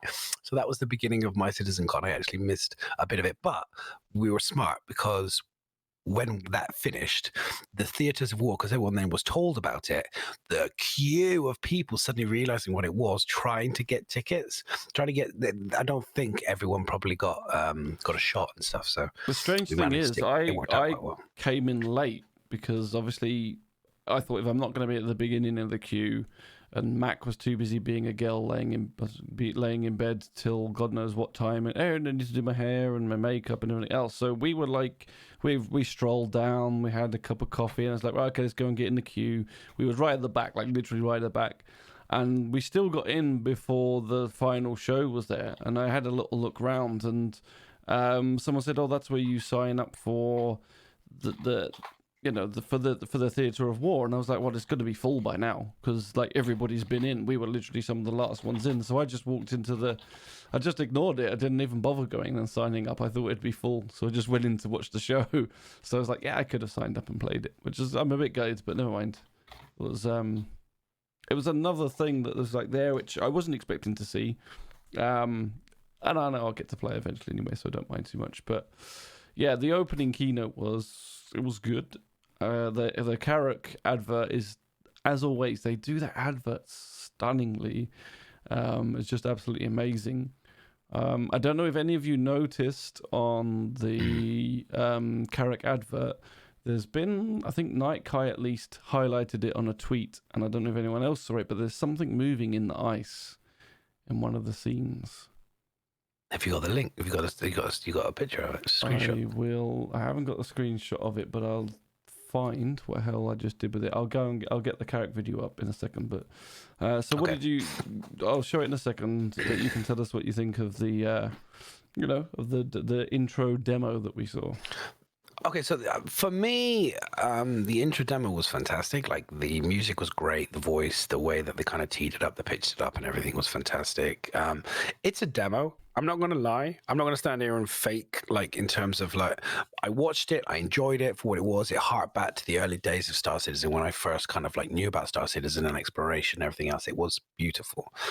It's still just a demo, and I definitely take that now as a demo. It's like showing off potentially where they want to go, but, when we still haven't got things like the sandworm and things like this kind of stuff and some of these demos that they've shown in the past, I'm kind of like, I was like, and by the end of the what I saw of the presentation, I was disappointed that they didn't show it. My big thing is like I didn't see enough animation stuff. Like they didn't see any rope climbing, any of the stuff I saw in the trailer the guy do. I didn't see any of that at the venue in any of the panels, and that was disappointing because they showed us the big trees before on ATV, and so when they showed us the big trees in that scene, I was thinking, oh, maybe they'll show us, a little bit of like, a tree, like big kind of exploration potentially, like, just show a segment like they've done on ATVs, but maybe like a square panel or something of like artists created what potentially the foresty bit could be like. And, they've shown us the climbing in some of the caves. So maybe they'll show us some of the grappling. It got me quite excited for that because they're showing it. And then by the end of the day, when I watched it back again, because I didn't watch the beginning bit, I missed that bit. But when I watched it back again, I watched it on like YouTube and Twitch because I was watching Twitch in between breaks and stuff because people were tweeting. So I watched it there, and then I watched it back again later after the whole thing. I kind of thought about it, and I was like, "Oh crap, they missed a trick." Then I was like, "It would have been great because they've done on previous CitizenCons. We saw a lot more animation stuff, like guys vaulting and climbing and walking up walls, and there was a lot more in-depth animation. There was no animation from what I could see there at all on any of the panels, right?" I mean, I feel like the Carrack advert then followed by the demo was kind of disjointed to a certain degree because, like you said, the Carrack advert was, it's like all the adverts are, but they show this lush landscape, this big tree, this all, you know, like you said, climbing down on abseiling down a rock face and everything else. And then we go to the demo, which is literally, and so I think they've done slightly different this time compared to, say, the other demos we've seen in other years, is I think they've decided to cut back on, let's just make something look pretty and do a demo of something miles in the future, and instead show off where they are at now, where they are with things. So instead of saying, "Oh, look, closer. You can cut a hole through the wall here one day in 2 years' time," it's like this is actually a build we're working on at the moment. This is how we've progressed on it, and so I think it was a lot more of a real kind of demo. So it could have felt slightly disappointing to some people in some ways, but I suppose it's showing off instead of like. I'm hoping it's kind of something that instead of saying we're not going to see that for another year, this is something we're going to be seeing soon, which is something we normally moan about because we see it like the sandworm and then we don't see it for like 2 years later and we still haven't seen it. Yeah. So I hope in that respect it's going to be better. I think that's I know you probably got the video keyed up. That's like when you saw the guy there with the rope thing. I was like, after seeing, playing and seeing things like Red Dead Redemption and playing like, seeing like the Death Stranding. I haven't played it, but I look forward to playing it. And I see all their kind of animations and interactions and kind of like, the things that they can do. I was hoping to see, that's what my own personal hope I was going to see. And I didn't see that. And it didn't ruin it, but it was just, I felt a little bit like... This kind of built you up as if it was the demo. It was weird to play it first to me. It was like, because it was like there was rock climbing and stuff falling down. It was like, oh, we're going to see all this shit. I didn't expect that. And it's like, no, you don't. But anyway, let me just... We didn't see it. Yeah, so it's this bit. I'm interested to see this. I didn't see this bit. I missed this bit. So you need to look over this side of the screen. I've got it on slow, so we see. I need to switch my camera because I'm looking the wrong way. Yeah. There's movement there, and then there's like a little tower whip type thing there. It's very subtle, but it's in the rock face itself here. So we'll go back. Oh, back. Do it again. See that movement straight away. Are you sure it's not a reflection? It's not a reflection or anything. It's possible, but what's weird is because so you can see here, there's something here that moves right where this thing is. So, yeah. It looks like him. That's a reflection of him. Yeah, but then there's this bit here, which looks like a towel whip at the back. I just realised. No. Back? Yeah, you're talking. No, he's this big. This is huge. I just realised that's not. There's no way. I thought it was like looking down from him. Like I just realised he's this tiny little thing in the corner, and that's definitely something in the ice. Yeah. No question. So yeah. Ooh, space whales, frozen space whale. Or not quite so frozen. That's pretty terrifying. But yeah, that's what people. No, I don't want that. Actually, I said I want that. I don't want that. That's like bringing Subnautica to Star Citizen. You just see his face go against the screen. No, I would literally spend my life like running around. You'd watch me just running around, screaming, killing everything, but then running away from any small creature that looks remotely like a spider.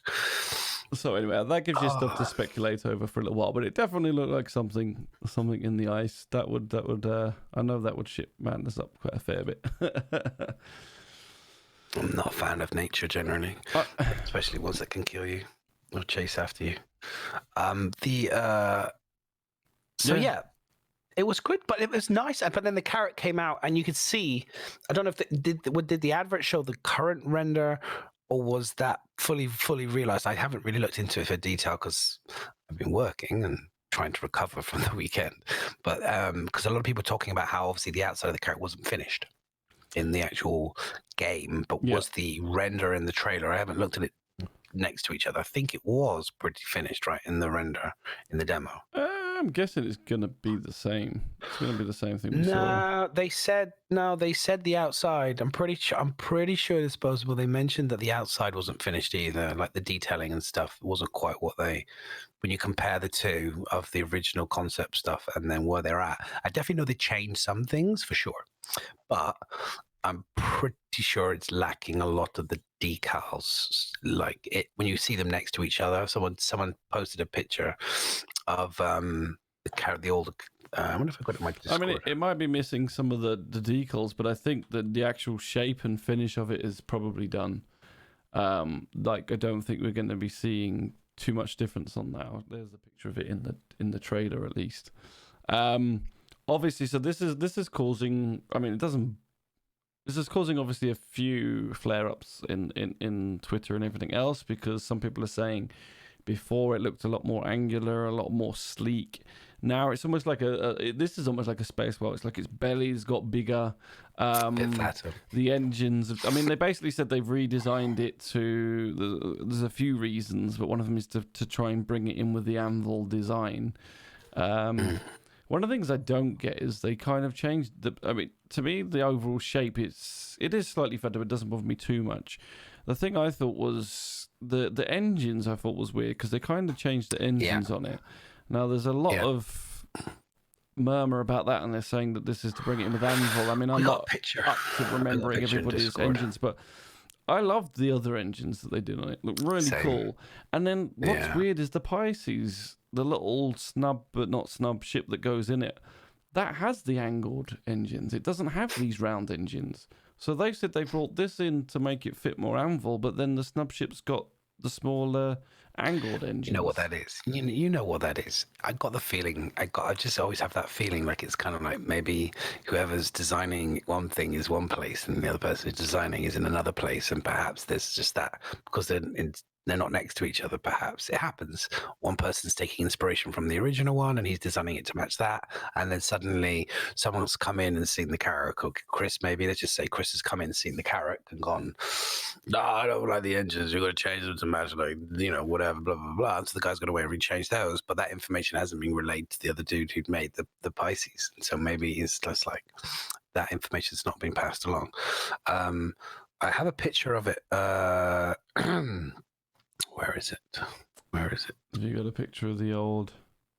The AS42 on the Reddit thing on the Discord chat, number 42. Okay. Yeah, so the Carrack, I preferred the original. So I was with you when I saw the original. I can't show it. That's not the best of you. Let me see if I can find the other one. No, it's right. This is one Starburger link. This one. Okay. It's the Pisces, but you can see that this has got the angled engines though. This is why I don't get why they changed the other one. So let me have a look. Where did you say on the document? It's 42 in the forum section on the on our docky. It's number 42. It's got a bit of Board Gamer in there as well. It was from Reddit, but it's a picture just shows the back, literally the engines of the Carrack, the original concept, then the actual. Yeah. That's a bit harsh on Board Gamer, but still. Someone's obviously, it's the only picture I could grab quickly. I didn't have time to doctor and board out of the picture. What we wanted, and what we got. I genuinely think they're so much more cooler, the angled ones. I do. And so that's what I'm trying to say. If anyone's got a link of the Pisces engines, can you chuck me that? Because I want to show that out. But I swear the Pisces engine look a lot closer to the original Carrack one. Well, they changed the angle. Look at the angle of the back. So instead of it being like this, they've changed it to this, and that's probably why that way. Yeah. Yeah. So therefore, that you can't create the look of the back engine. So that's possibly why they stuck the circles one, because maybe they tried to flip them. Maybe they flipped them upside down, and it just then it looked really, really wrong. So I don't know. But that was my only thing. I just like when they described it at the show, and they were like, "Oh, we changed the engines from this to now tie in more with the one," and I was like, "Oh, I kind of preferred the other one." Yeah, but that was just me. Clearly, it wasn't just me. No. I mean, I didn't it actually was the thought I saw as soon as I saw the other engines. Like, oh, I like the other one, but I mean, it's not a game changer for me. I'm not. No, it's a slight change to the thing. Like I said, I don't understand it when I'm sure the Pisces looks more like angled, so it's like we're gonna make it fit in, but we're not gonna make it fit in. Yeah. But you know, it's still pretty damn good. Whether you agree with the design choice of making it smaller so it fits on landing pads and things like that is an odd one, but I get why they want to do it. I get why they want to do it, and I think the fact that they've managed to fit everything in it that they wanted to still with the smaller design, I think is good. And I mean, I think like Mac was saying, because this wasn't a ship I was interested in, and then after seeing it, it's like it's definitely. It's a cool ship, and it's got a lot of other things you can do, like with the medic bay in it, the repair thing, the drones. It's got like a bit of kind of a jack of all trades almost at this. Yeah. Well, we mentioned that together, didn't we? We talked about that. We were sat next to each other, and we both were talking about it, and we were both saying, "Isn't it interesting?" Well, actually, you said it to me. You said, "Isn't it interesting that the number one of the most popular spaceships is one of the most versatile and multi-rolled spaceships out there, rather than just CIG pushes the agenda of individual spaceships, but the one that most people really want is the one where they've got more things to do, it just seems it's odd. It's like, oh, this is our most popular ship, and then you ask yourself why. It's like because it can do lots of things, whereas they seem to be pushing these single job ships, like something that can just mine, something that can just refine, something that just it's like the fact that it's got a bit of everything, rather than, and it seems to be that when you ask people, that's what it gauges. Now, I'm not one for going against single role ships. I mean, I do think that everything kind of has a place, but I would like, for example, it to be a single profession ship, if that's a better way of looking at it. So, for example, like the mining ship, the little one, or the medium one, maybe if you argued against the little one being small, so it's one thing, but say the medium one, the new mole, like why doesn't it, it should be like a little bit of mining, a little bit of refining, do a little bit of everything in there, rather than just specifically, this is for this. And the same as some of the other ships, it's like, don't just look, so this one can collect the stuff, but it can't refine it, or, I don't know. It like I said, it's more popular because at the end of the day, most people want their ship to be... I think most people kind of want one or two ships. I could be wrong. I mean, I know loads of people buy loads of ships, but generally it's like, well, I want my main ship for my living hab and doing lots of stuff, and then for a specific thing. Like normally you have like a combat thing, a job thing, and then a living thing maybe. You don't want like... I don't want a fleet of... I'm probably wrong because I know there's tons of people with hundreds of ships, so I'm probably talking out my ass here. This is just maybe my own personal preference, but there we go. There's going to be people. There's millions of people back this game, or 2 million people that back this game in theory. So it's not. I don't think it's 2 million, but let's just say there's 1 million people that back this game. You're looking at least a percentage of that. Miz is with you on that one. There's going to be a good percentage. There's a percentage there. You're not alone, I'm sure. My game plan always was to try and get to a Carrack as well. When I first knew about it, that seemed like a really good ship to have, especially for streaming, because you can do many different things with it, like the Cutlass, like we just said in chat, Cuban. That was for me a similar thing. The Cutlass was good at doing many different things, but now I have a lot more spaceships, so I can do a lot of individual things that way as well. So it is what it is. What else was there after that? The Carrack. The Carrack. That was it, really, wasn't it? Yeah, and then obviously we had the demo, which is just, I mean, okay, so you got microtech, some weather effects, which are pretty cool. Storm and things. I've got the links to that. So if you go into it, I've got like the clips from CIG. So I went through and grabbed a load of the clips from the actual live event. So so you got the tarpaulin one that shows you some of the weather as well, and then we have more of the cloth, and then the weather one as well. So you can kind of there's like 3 there. They're in the Reddit section. I scroll down too far. That's why. Yeah, they're all at the top there. Order. So top 9, 10, 11, but you can just choose. I mean, 9 does a pretty good job of covering a bit of it. The cloth stuff was pretty cool because they put on clothes and stuff, which I thought was really clever in the trailer. I probably have to check the sound. They're probably going to come up with sound.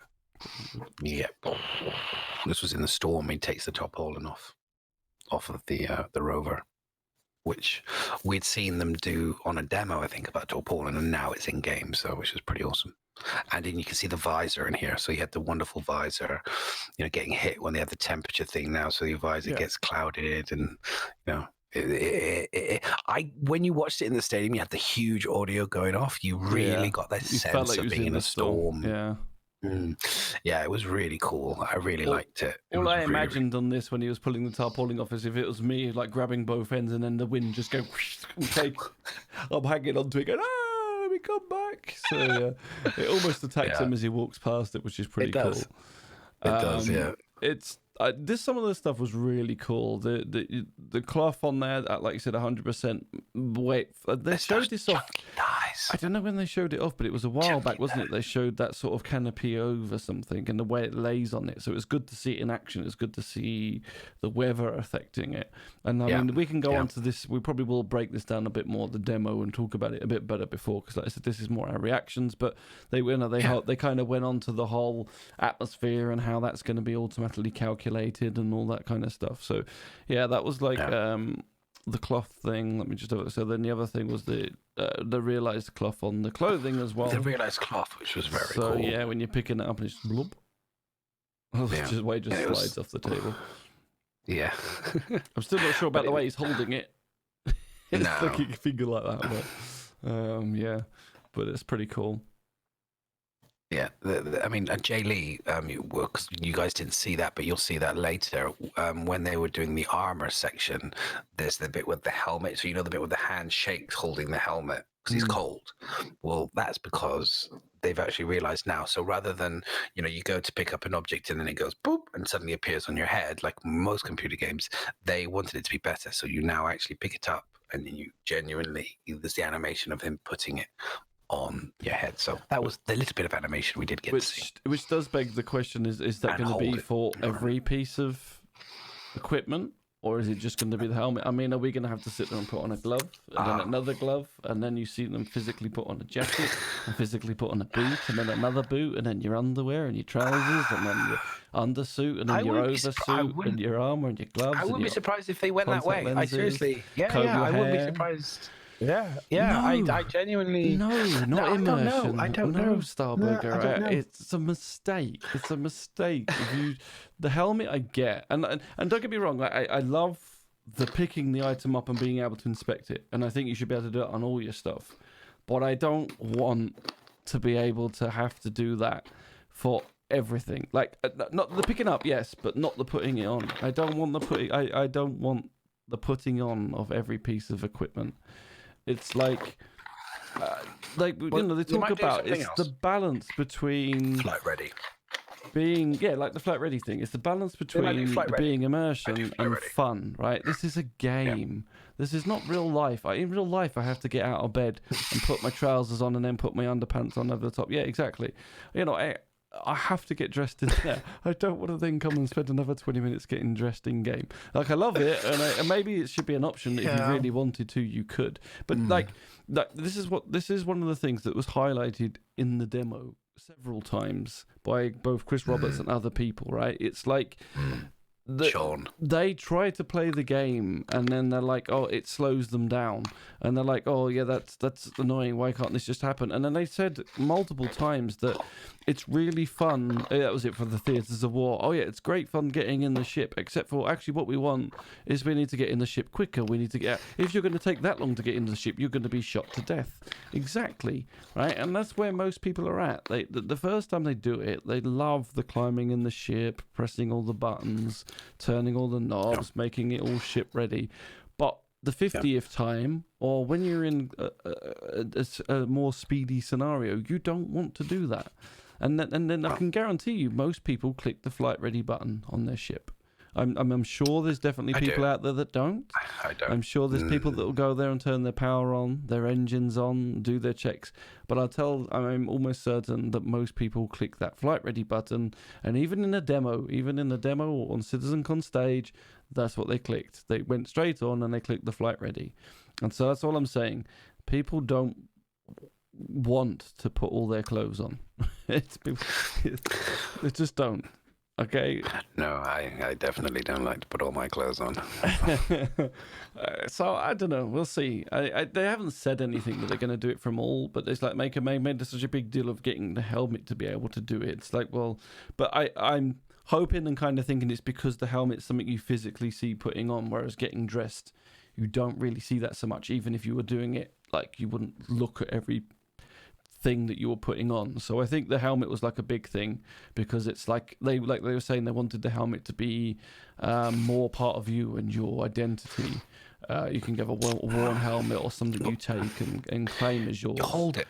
They had this great bit where the guy puts it, takes the helmet off and then they puts it under their arm and they're holding it under their arm. So you kind of get this like cool pose, with your helmet. Like you could be standing outside it's that classic shot, like from all the posters they've shown us, or adverts and stuff, where, you're standing next to your spaceship and you've got your helmet, you've got your gear on and you've got your helmet. And the last cool bit before you get ready to go into action in Squadron 42 is, whack your helmet on, climb in, then put your helmet on, then close it and get going.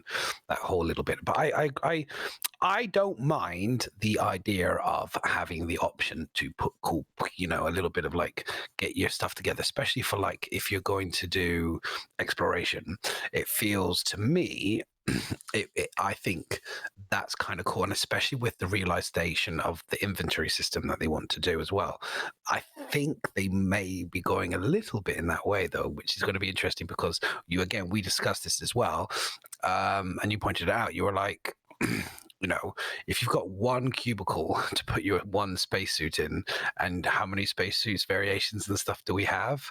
Like, they're going to have, there will have to be some degree of magic somewhere to be able to have, you can't, could you imagine if you have like 400 spacesuits and you want to choose them from the Batcave, if you think in more reality terms, okay, like obviously we can have a ton of shit that we want to wear, but in terms of just say exploration, if you're on an exploration ship, you don't know what planet you're going to come up against, so you're going to need a suit that's good for cool and weather. You're going to need a suit for toxic corruption and cold, hot, acid, cold corrosion. So a good few different ones. That's what they're aiming for. Different ones for different scenarios. So unless you're going to get rid of half of your cargo space in a ship so you can fill it with a wardrobe, there's got to be. I'm thinking those pod where you see him kind of take the whole outfit off and it goes into the panel, like that should just kind of spin round, and imagine that it goes into like a wardrobe full of all your suits. And then I would like to kind of return back to the days of when we had that the G suit thing by the doors. So if you had that on the ship, that you go into it and then you access, like you said, your layouts that you want. So you access the suit that you had, and then you press it and then it comes through the rack and appears in that tube as the one that you've picked. Like that's, to me, that would be a reasonable, good way of still keeping magic there, but still keeping the realism there. Because it's not impossible for you to have a wardrobe that spins around and automates when you pick the one that you want. Yeah, I definitely, like we've discussed it on previous podcasts. I don't want to be in a situation where I arrive on a planet and I have the spacesuit, but it's on the wrong spaceship, or it's.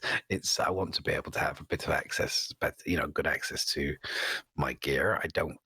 I know some people scream and probably will be who are all in about this the simulation and will be like, no, it's tough shit, you should have been ready. But if you live with constantly making mistakes like that in real life, I don't want to do that in my computer game. I want the computer game to assist me like aim assist. I want it to help me out. I was right there with you until you said aim assist. I want it to help me out. I genuinely like a calculator. You are going to have to pick the right suits for the journey, but I don't want to be restricted to one suit per ship. Like, Okay, so one that's super. ridiculous. So you think? No, so you I'm, think like my? no, like as Hero. Hero said, they've already said it's physicalized infantry. So I imagine you're not going to be able to just have a database of suits that you can pick up anywhere. We've already got that with ships. If you land your ship in Port Olisar and then you log in another ship in Levski, your ship in Olisar isn't in Levski. So it's like it's that. So I suppose. I mean, that's why. But this is more reason why I kind of want a main ship that I live in, because I want that as my inventory where I'm going to store 90% of my shit. So, but obviously we've only got one tube. You only show one tube where your suit is. Now we can't have millions of tubes, so that's why I'm hoping there'll be some form of magic where it spins around and disappears, and then you can summon your next suit that you saved. So, because we're talking about gear, and because we both play Red Dead Redemption, and we both have the ability to go to a store or wherever you do your wardrobe, and you can select your outfit choices. And then when you're on your horse, for example, there's Wavarium, and you suddenly can wear whatever your chosen outfit is. If that was more physicalized in Star Citizen scenario, you would only be able to wear one thing. And if you lost your hat, you lost your hat. You bugger. You'll never get your hat back again. You have to go and buy a new hat again. Right? Would that experience frustrate you in something like Red Dead Redemption? Yes. Which is on a smaller scale. Yeah. So do you think that would be the same frustration within Star Citizen? Of course. That's what I'm saying. It's, without a doubt. I don't want to have to.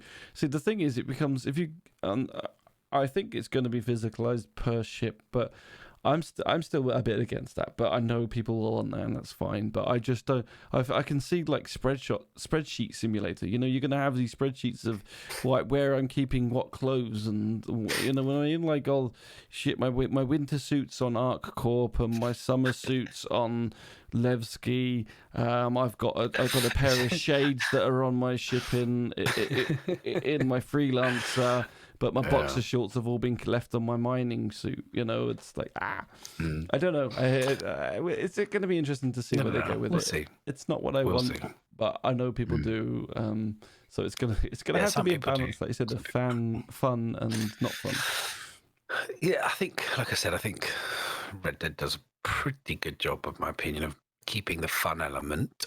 And also still making it so you do still have to go to a store or somewhere to set your wardrobe and preset your gear. You still have to go and buy it, and you still have to go to different places to find it, to get the different types of styles, and there's still an element of that. But yeah, it doesn't punish you if you've forgotten if you did do something to a point.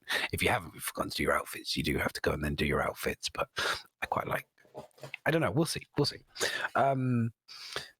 What was the other cool things? Let's just kind of whiz through a few things so that were really cool, because it's really on the Reddit list. I've got like a kind of the highlight points. If you want, because we can kind of chomp through. It won't be here all night. We've got Charpolan, and then let me just check with this one. Which one? This one, the one that said something else I liked. Oh yeah, this was Disco and Jay Lee just slapping each other. Ignore that one. That's just silly.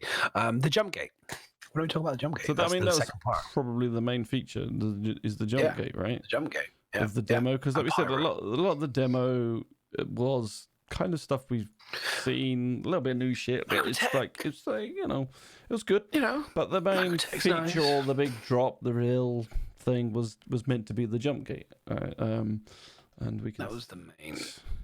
Yeah. So this is the bit where like the Stargate effect, and then there's the actual jump gate is the second one underneath it.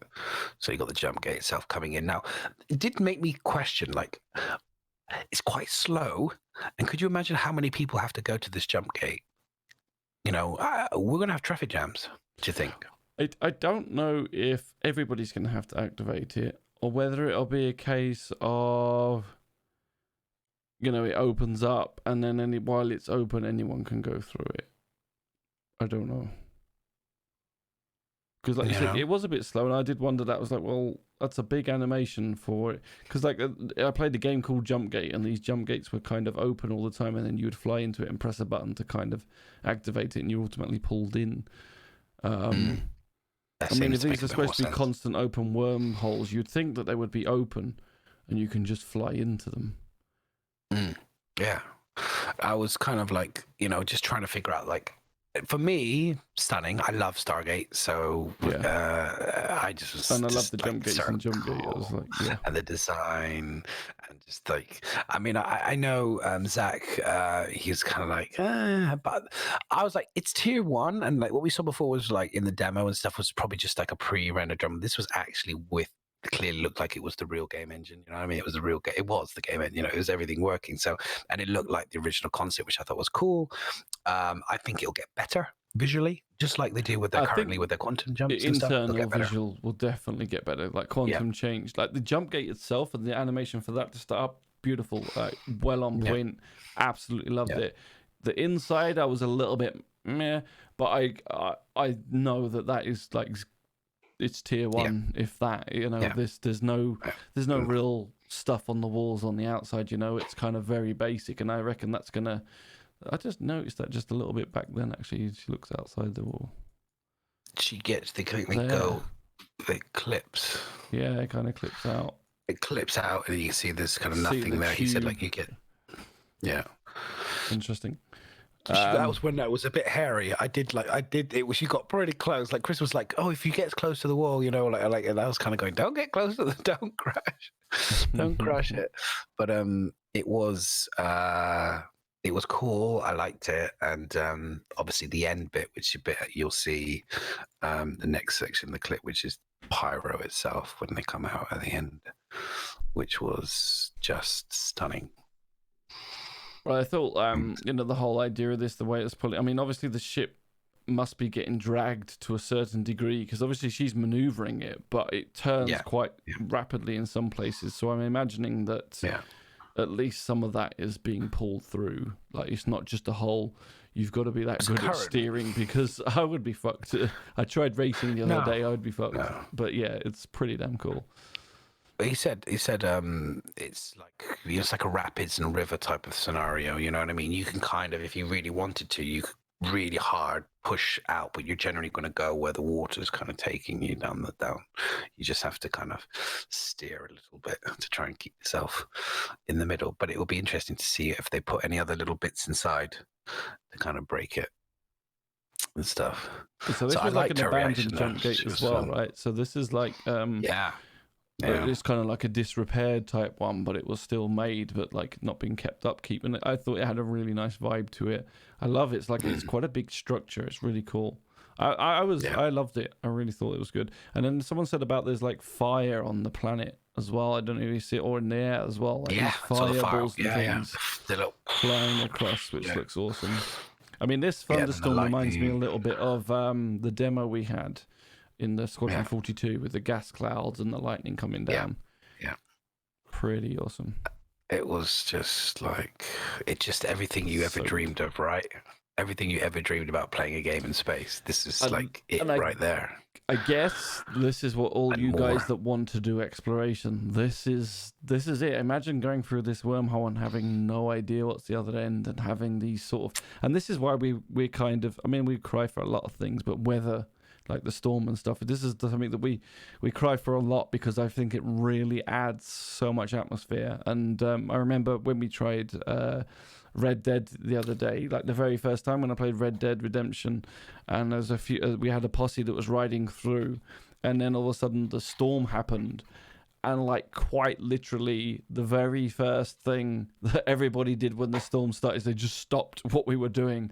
And we just stood there and looked over the scenery as this storm rolled over. And it's like lightning was crashing down, things was burning. It was just like absolutely amazing.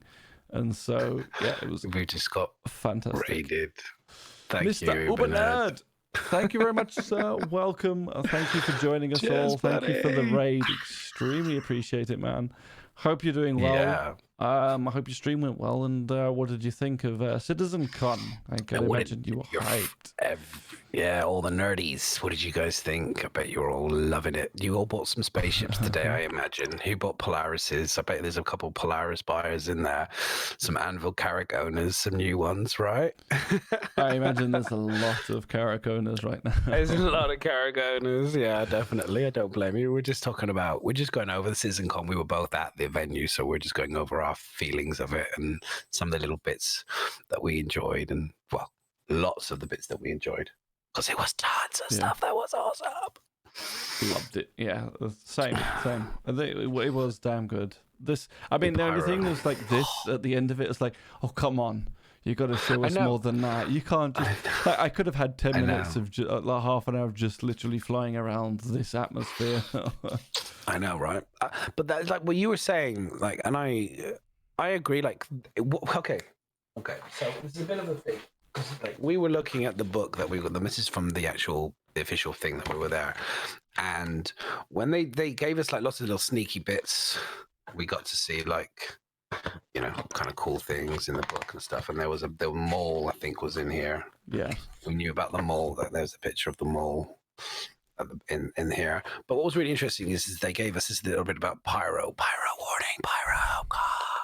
And but they talked about this, and they talked about the jump point connects to an unclaimed system and should be approached with the utmost caution, absolutely necessary. And it was kind of like, oh cool, like you were saying, like the bit about exploration. I think a lot of people who really hooked in Star Citizen for exploration, including myself, that was my original kind of pitch to the game, was going to places that were uncharted. Yeah. And I think that still rings really true for a lot of people.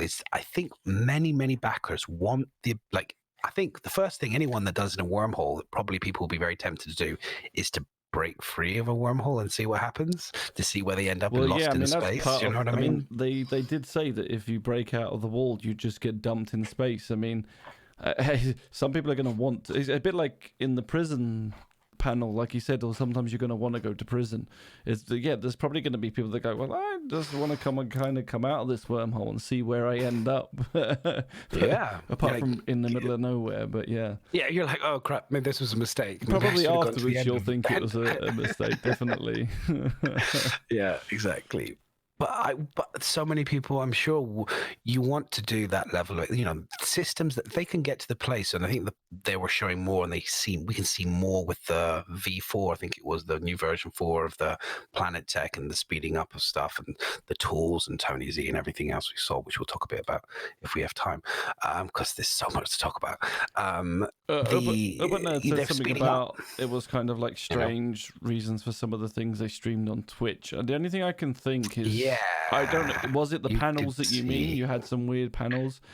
They had panels that were not good choices. The thing I can think is that they didn't realize what panels would be more popular. I mean, I was looking at, like, especially the Jowl one. I was like, wow, this should have been on the main stage. It was like the information on that one. I was like, this should have been on the main stage, man. This is like the Jowl one is like a game in itself. It's like it's literally like another game. Yeah. It's like you've just picked a whole game and thought, right, let's stick this inside Star Citizen. So they didn't show you guys that. They didn't show you, like I said, like they should have showed you live foot. They should have showed you. Saw the new ship section, so I was there for all the new 4 ships, the concept, the new short ships that we had to vote on. The fact they didn't let you guys in chat, like Twitch would have been lit, because we had to vote. So we had to, like, oh, everyone do a cheer, and I was like, if they had just done a vote for 4 and they saw the numbers, they could have had a poll in Twitch, and it would have been voting for. Now it wouldn't have changed anything because everybody was going to vote for the refining ship because we all want gameplay. But it would have been interesting to see, because no joke, the 4 ships they had, the first one was a land-based mining vehicle. Nobody was going to go for that. We already knew about the mole being a land, we already had the prospector and we're already on land with our hand tools. This is not going to win. The second one, which was the Jean cargo ship, I think that one was good. Number 2 was good. We liked that, the idea of alien cargo ships. That was kind of cool. The third one I love personally because it was so sexy, was the light Tavarian fighter ship. It looked beautiful. The concept, just the little drawings, the idea of what he was trying to make it look like, and the fact they had 2 size 4s. And I'm into PvP, but we have tons of PvP ships. We don't need any more. And then the fourth one was a mid-size refiner. And I was like, we have the mining, we need the refiner, we can get more gameplay. So it was like 4. So a lot of people had left. I really expect not everybody. The Prowler one to win. Because I left because I didn't realize there was still more to the actual talk. But on that point though about the language one being shown, we on our cutout it actually said the breaking the prison break was meant to be shown. So you were actually meant to see Jailbreak. It was actually on our schedule. So during the break, that main thing was supposed to be streamed to you. So all I can imagine is because there was a kind of bit where that room especially the panels were getting delayed. So like as I went and was like, oh, it's 5:30 or whatever it was, the new one's supposed to be starting, and then when I went in there it hadn't actually started. So the only thing I can think of is the panel maybe not had finished because the timings were out, so they didn't get to show it, because that was 100% what they were meant to show you. Because like I think I remember saying to Madness, I was like, well, or somebody, because they were sitting there going, oh, I can't. Oh, he goes, oh, look, we can watch it on the main stage. I was like, no, that's just going to get shown to Twitch. So obviously you guys had the language one instead. So all I can presume is it was delayed, which is a shame. But and also I think Prison or someone was asking, or someone in chat said about the arcade, maybe about the videos not being ready yet.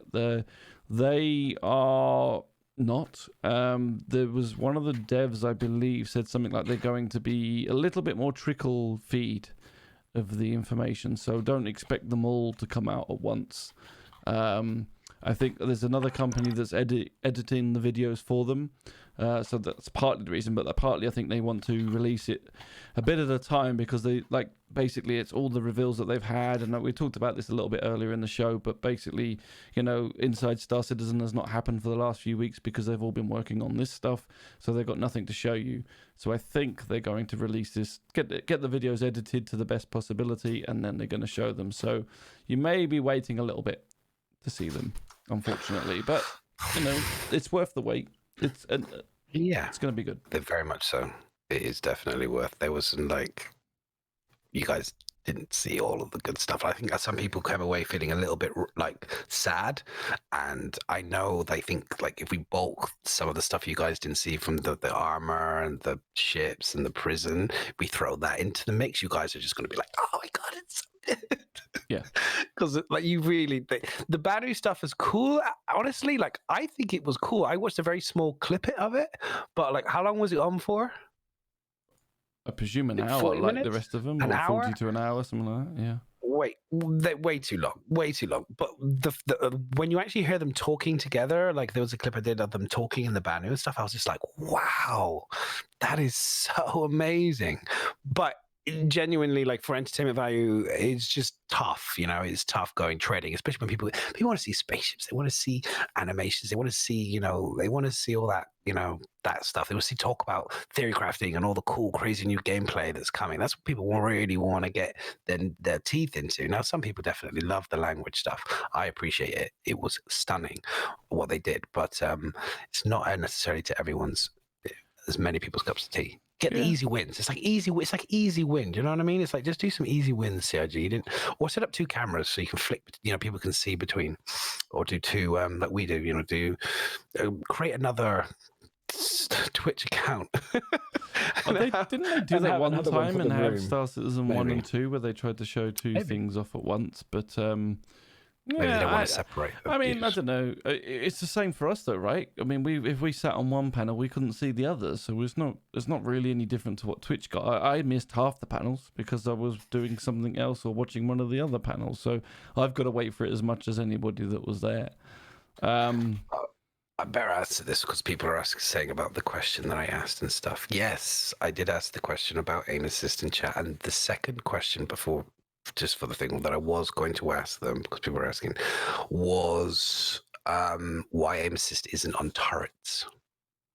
That was the bit I forgot. I completely forgot about it. The first question was about aim assist, and then I was going to say, it seems illogical that you don't have aim assist on turrets when you've got it everywhere else. And it would have been perfect because poor old Glenn couldn't hit shit with the turrets later on in the demo. So I wish I had said it, but I forgot it. But that was the second question I was going to ask. But I did talk to Sean Tracy in the evening and get his opinion on aim assist. So which was interesting. And there was a very good answer. It was a very good answer, and I appreciated the answer. It was very honest, and it was basically, it's a Band-Aid. Aim assist is a Band-Aid at the moment, and if everything works as intended, aim assist is not needed in Star Citizen, which means, potentially, aim assist in the future could be removed. So for all those combat pilots who hate it, and think it stops the skill ceiling and all the rest of it, such as myself, who don't necessarily appreciate it, at the moment for fix. It doesn't make any sense. Aim assist could be gone in the future when everything's working, which for me is so exciting because then I'm just going to carry on playing, and I'm just like, yay, great, cool. It may not go, but it seems pretty. You saw the reaction on their faces when I asked the question, which said a lot to me. They looked at each other like, can we kind of say what we want to say about this? Which was funny. Yeah, So, I mean, it's the action kind of said it all. But yeah, like you said, I mean, you know, it's kind of not in the right place to ask the question, but I know that, like you said, there wasn't really another opportunity to do it, right? Because it was about the theaters of war. it's about combat. But it was it was a good answer and a good question. You know, at least, I mean, he didn't look like he wanted to ask it. Was it Neil? I can't remember the other bloke's name is now, but Sean kind of wanted to give me an opinion, but he didn't want to give me. He couldn't tell me the plan because I wanted to know a bit more about the plan as well. I was like, "What are you guys going to do with it? Is it going to be here for permanently? Are we going to, just kind of know?" And he was like, "Well, we can't tell you because it's the plan and stuff. But I could tell you my opinion and stuff, and which is what he told me in the evening, which was basically." We don't need it if everything works. And the other guy, Neil, basically said it's just a band-aid because people can't hit shit at the moment because of issues with this, that, and the other, which we know. But it was just good because then everybody now knows. It's like out there, like, horse's mouth. That's what I don't get when they added it. Like they could have easily said that. It's like this is a bit of a trial, bit of a fix to fix things while it's not working, and. If when everything is working, we don't need it, we'll remove it. Like it could easily have been said. We don't know until we're at that stage, and that's what he said basically then. So yeah, it's cool. It's good to know, and we'll see how the game progresses future for that. But yeah. So it was perfect. I was really happy with the answer, and it was good. It was very good. Had to wait a while to answer the question. The poor guy in front of me couldn't get. Poor chap. If you notice, what's the video back? If everyone watched the video back, there's Baron monologue, and then there was this poor chap who stood between us who wanted to ask a question. Baron took so freaking long to with his monologue before he got to his question. The guy left, so I came straight after. It was amazing. It was funny. It was amazing. But yeah, I don't know. We did talk a little bit about the environment suit earlier, but obviously it's the perfect colors. Looks amazing. I'm really glad that we get it for free. Well, get it as part of the digital pack, which is cool because it means we can go and do the environmental stuff like straight away, rather than having to save up and buy it. But the legs are thick as chunky monkeys. I don't get when he's walking like. Anyone knows, like, if you've got thick legs, your legs going to rub together. I don't understand how his legs somehow still don't seem to rub together with those thighs. The environmental one that they showed you in the demo, and it doesn't look as thick as that, though. They look really thick, but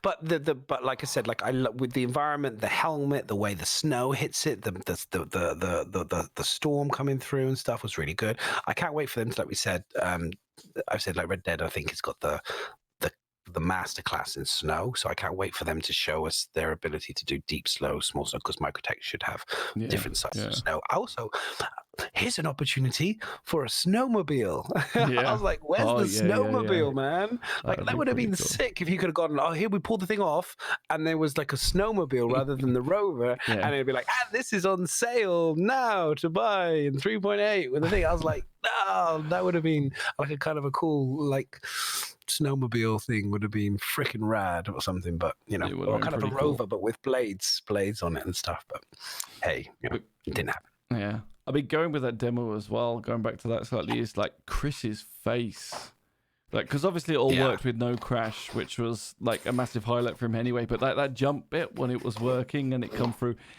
I haven't got a clip of it, but his face, man, that grin could have like blinded anybody. He was so happy with it. It was like, he stood like the first part of the presentation, it was like he was pacing around, Glenn, headphones, whatever. Like he was just getting, he was getting. You could see he was like things weren't working initially, and like nothing was broken, and he was getting angry, and like Mr. Pappy was Puppy, come up on stage, please, Puppy. Player free on the right screen. Player free on the damn. No, the other right screen. It's like, why didn't they label the screens A, B, C? Well, come on, CryEngine, you've done done this before. It was brilliant. It was classic Star Citizen nonsense. But the second part, he was in his element. You could see like the smile on his face. It was like you could see the visuals, and he was so happy with the way it was looking and it was running. And he was just like a kid in a candy store. He was super chuffed. I think because obviously because they split the demo up on this one, that they showed you a bit at the start, and then we had the day to have all the stuff we'd seen kind of explained to us. Like the planet tech is amazing. I can't stress. I mean, I can't wait till we break it down and get the video and talk about it more. But I can't stress how amazing that planet tech is. And like, because like I for one, and I've admitted this a lot. It's like when they talk about these planets and how they're going to add them, and I'm saying to you, I just don't see how they're going to have the time to sit there and paint trees and hand build. Even with procedural generated, I couldn't see how they were going to have the time to do it.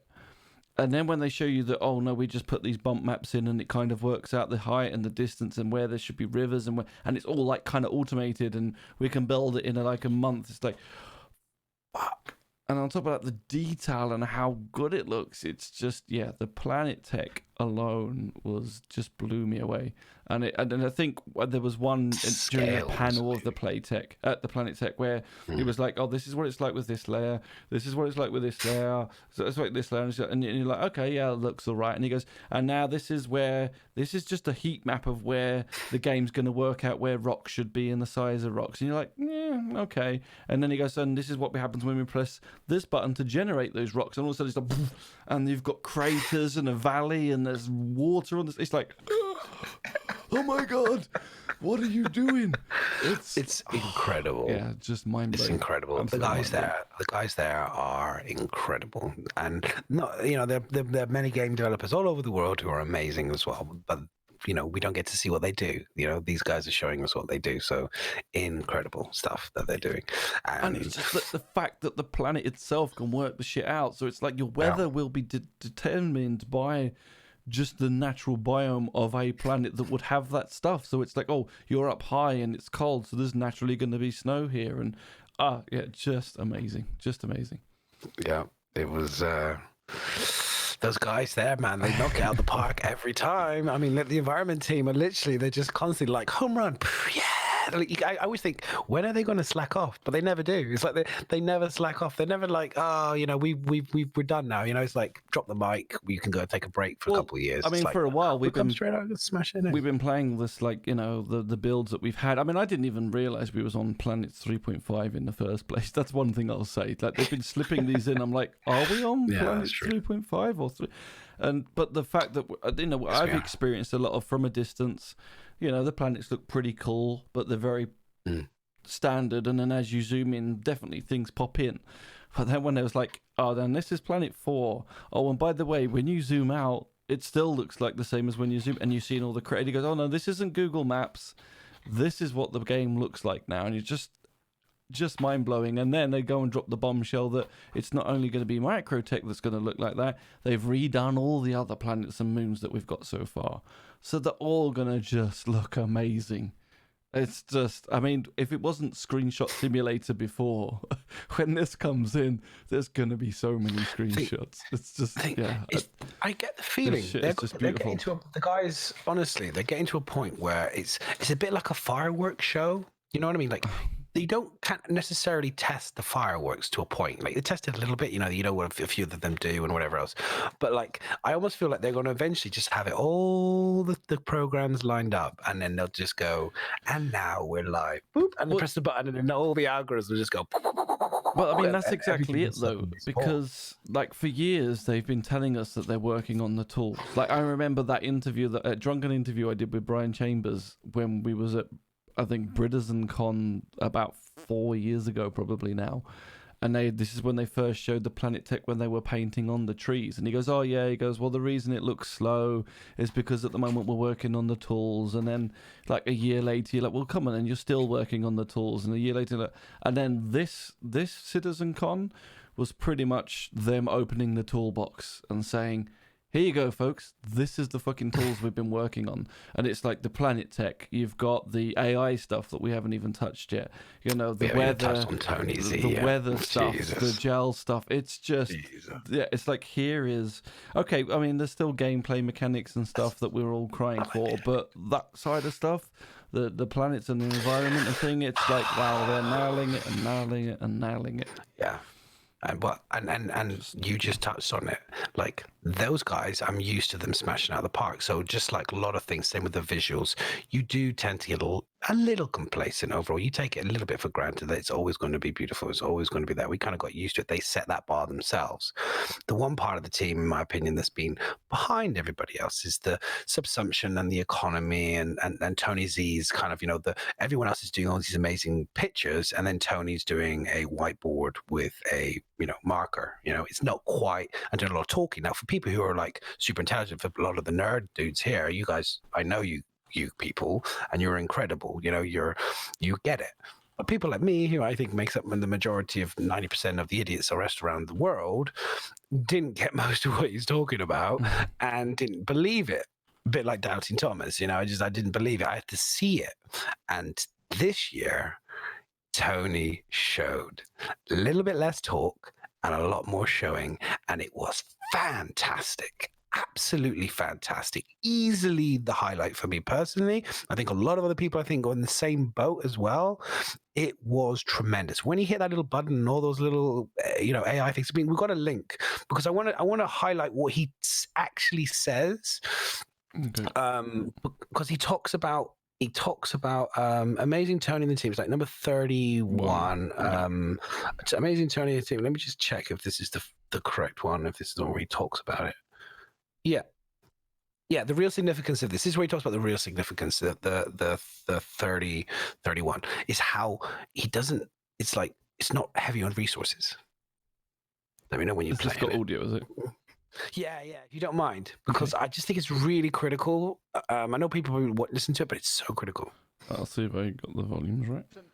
The real significance of this is, we got the red dots as well. That was amazing, but it's playing working out. Okay. The vast multitude of details that we really need to allow this universe to evolve and feel dynamic. We don't actually need all of the incredibly high fidelity, super computationally expensive stuff that we would get if we were actually simulating these NPCs the traditional way on the server so that they look exactly like they would when you see them. These NPCs don't need to do animations. They don't need to do physics. They don't need to do collision detection. They don't need to do a whole slew of things that we couldn't afford to do. It'd be incredibly expensive to try. And in the end, even if we did it, it wouldn't make the end results any more accurate. So they also have personality traits too. Like each one has a little bit of something going on. Yeah, there are a number of different traits that was it. Modeling. We're still working out the exact configuration. Yeah, it was amazing. And he basically because I always thought, and again, this is my naivety, but not understanding. I thought that he was going to do like these complicated AI, and the AI is going to have to do this, and blah blah blah blah blah. But he kind of just says, well, now with quantum, I don't, and the NPCs are completely, they don't have to do any of this complicated stuff or heavy. They're not using any of the tech.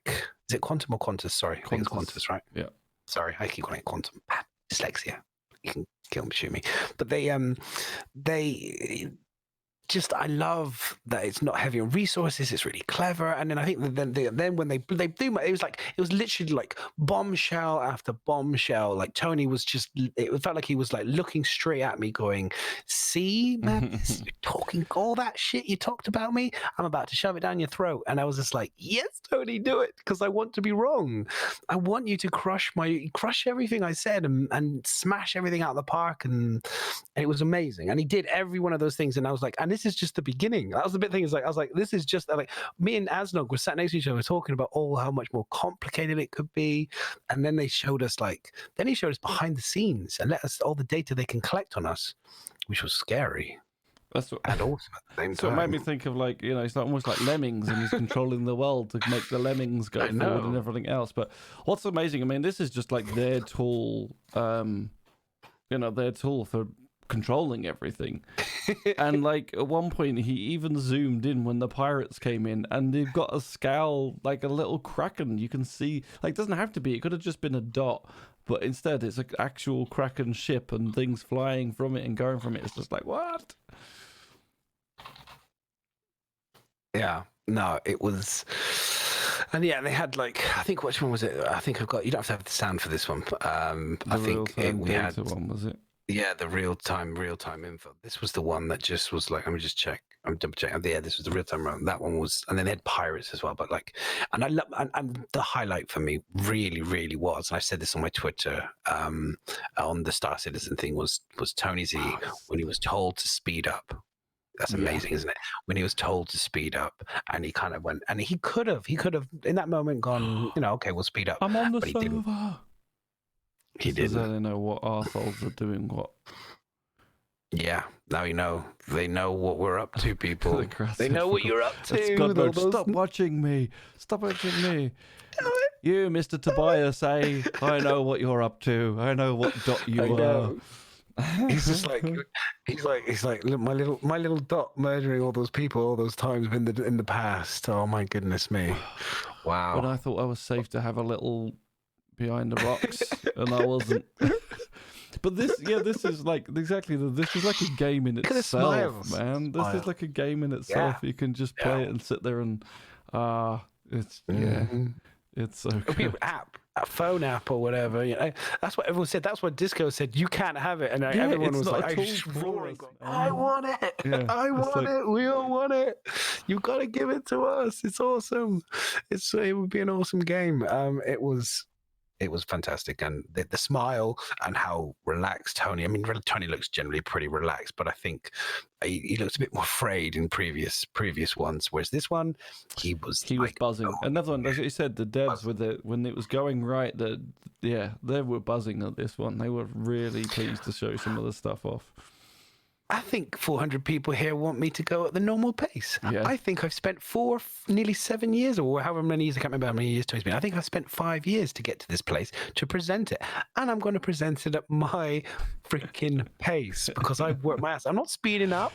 Because I worked my ass off for this presentation. So we're going to carry on. And I was like, yes, absolutely. We all literally were like, no, Tony, just do it. It was the best answer. And I'm going to copy that if I'm ever in a meeting and someone's asking me to speed up. Your presentation is like, no, let's ask the people here what they want me to do. Yeah, it was awesome. It was awesome, and I'm so happy for them and that team because now I don't have to say anything. I can now say every team in Star Citizen. They were the only one. I can say every team in Star Citizen is doing an amazing job now. It's great. Everyone's rowing. It's fantastic. What else is there? What else did I have on my? This is our little quick list. Oh, the prison thing we can't really talk about because you guys ain't seen it yet. I can talk about it. I can't talk about it. It was amazing. So I do a little quick thing on it because we will go into it some more later. But the prison thing was like, okay, so what we saw was more of so we had like a little walkthrough of the prison cell. So itself, we didn't see like animations and things happening. It wasn't like, oh, this is full gameplay ready to go, which was a little bit of a shame. But that's probably about the only disappointing part of it. So you kind of did a walkthrough of the prison, showed you the prisons. So you'd wake up in your prison cell. There's like a mess room in there. You go to the main bit where so it's all AI. There's going to be like AI controlled turrets and stuff like that, and then it goes down deeper into a mine, so you can go and do some mining while you're in there. You'll get issued a basic laser, like mining laser, to help you basically reduce your sentence. You can, if you're good enough, eventually find your way out of the mine and try to escape, but in order to do that, you're going to need oxygen pens because there's not enough oxygen to breathe down there. Your suit will be limited and you can't carry the oxygen with you. It's just mind-blowing. Now, obviously, we haven't seen it, and I don't know how long it's going to be till we get all this stuff. But so the whole prison system, which can basically be a game on itself, is going to be based around merits. So it's basically going to have its own currency. And so when you go to prison, you don't serve a certain amount of time. You have to earn that time off. So it will eventually decrease. So you earn merit over time. So say, for example, you earn a merit a minute and your sentence was 40 minutes of, say, 40 merits you would need for it. Over 40 minutes, you would earn those merits and then you'd be set free. Now, the thing with the merits is you can do so much things. You can trade merits with other inmates. So if they want to get you out quicker, they can trade you their merits. You can probably steal merits. There's like when you first go in there, you're going to have a small oxygen tank because you're not trusted to have a large one. And then there's like, you can, if you're doing good behavior, your merits might speed up and you do it better. You can earn more merits if you go mining. So you'll be able to go down, mine some rocks, because it's owned by a company and the company will just want to make money from it. So they'll give you the mining tool and you can mine and earn merits. By then they said that we're going to have unarmed combat. So therefore you'll be able to have boxing matches within the prison and people will be able to bet on each other and spend merits betting on each other. Your food, drink, and water and air are all going to be based on merits. So you're going to have to spend those to stay alive. It's just so much stuff. God.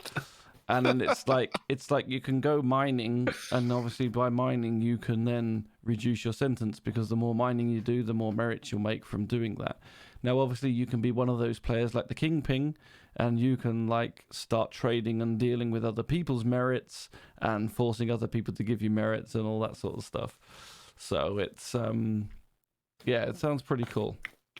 I mean, it sounds good. Like now I know, again, like this is where my old Star Citizen head, comes in, like big flags start waving around, there's a lot of talk.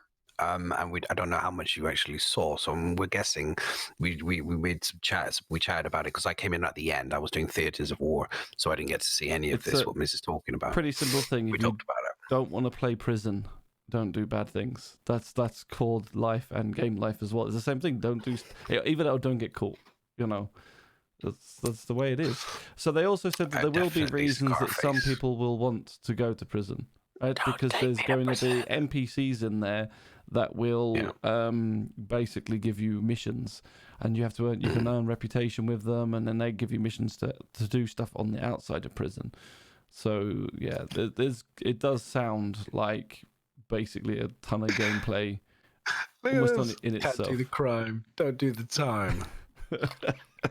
I'm pretty sure I will be in prison within about 5 minutes of a takedown move because I'll just walk up to somebody and accidentally murder somebody in Port Olisar or something, I say accidentally. You know what I mean? It'll be instantly in prison. There are no accidents. Instantly. Only happy little coincidences. There are no But but the merit thing was interesting though.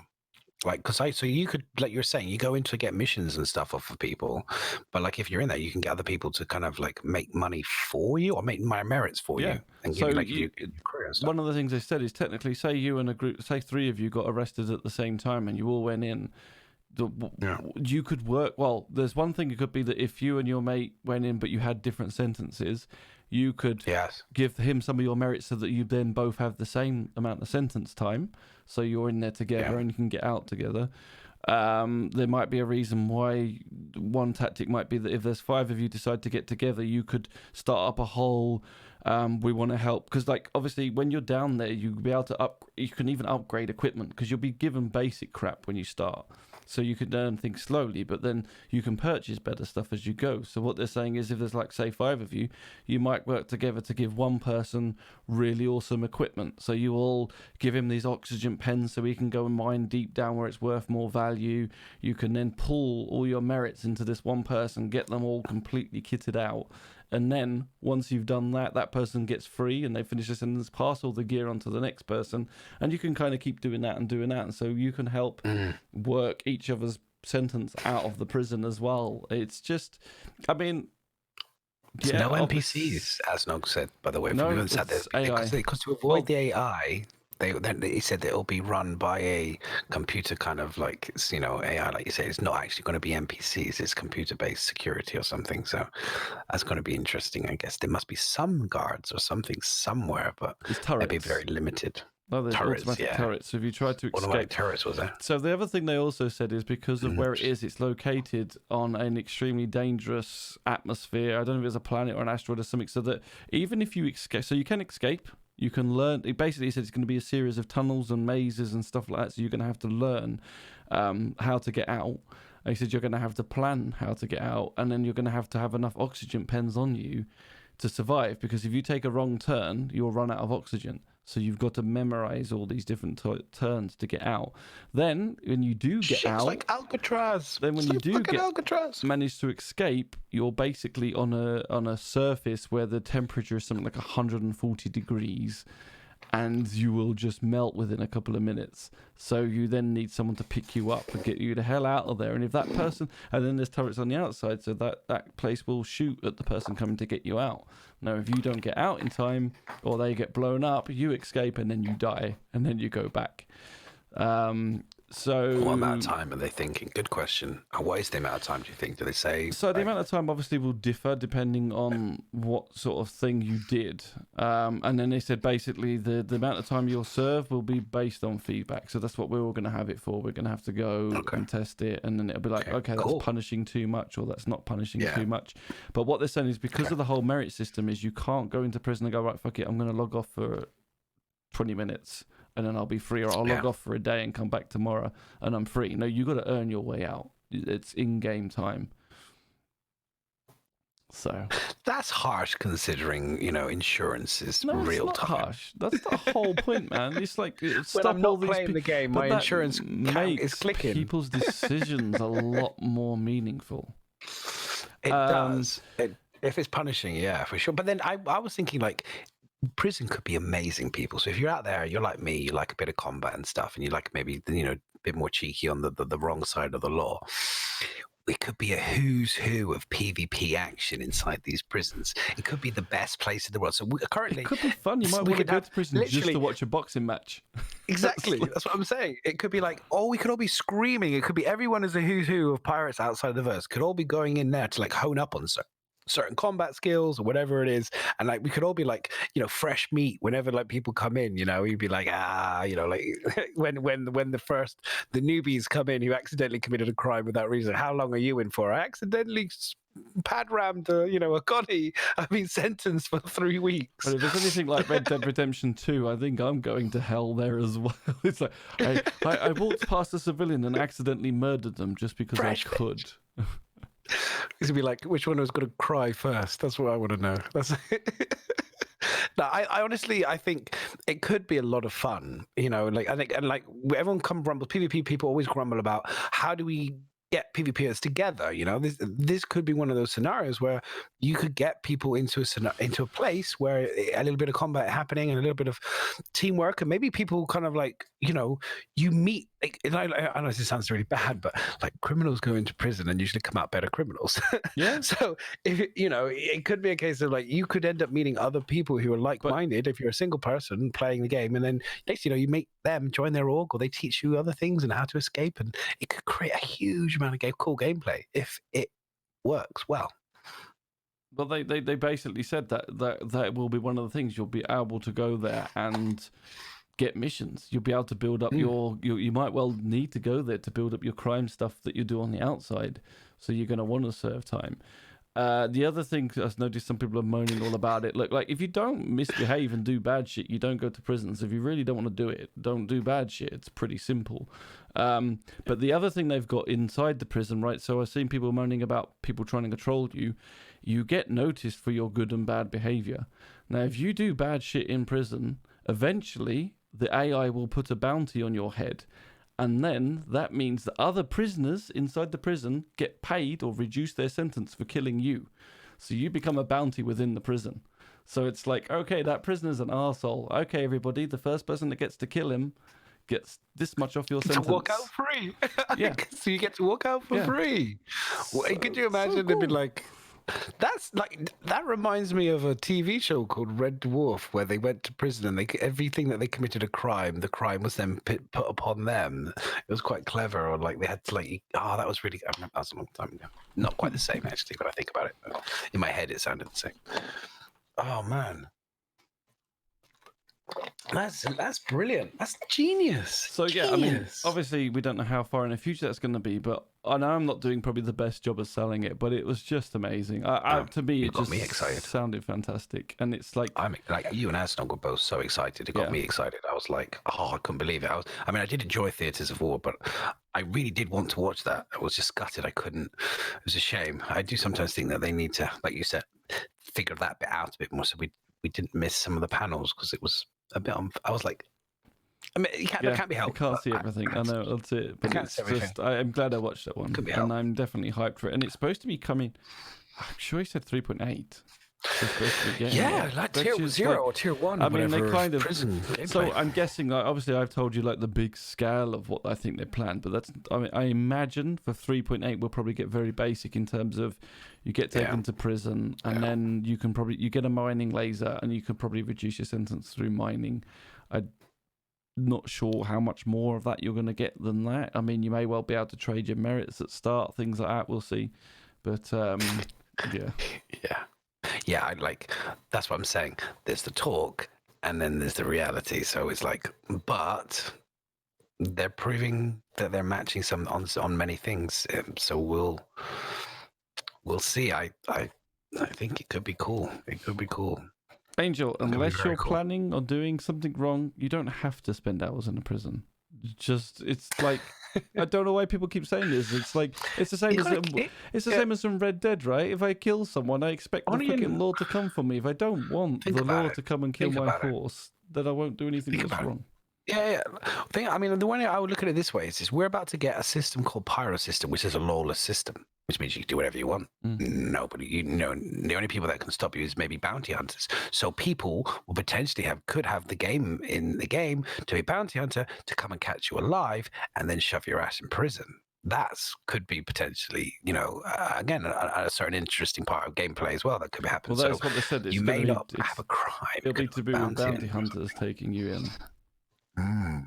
So you have to be caught. But you in Pyro, maybe you could do whatever you want. So it's only when we go to Port Olisar, maybe they'll put, certain places the rewards could be really good. So if you go to Port we could make a lot of money very quickly, but we risk being caught and stuck in jail for like 2 weeks or whatever. It'd be kind of cool. It made me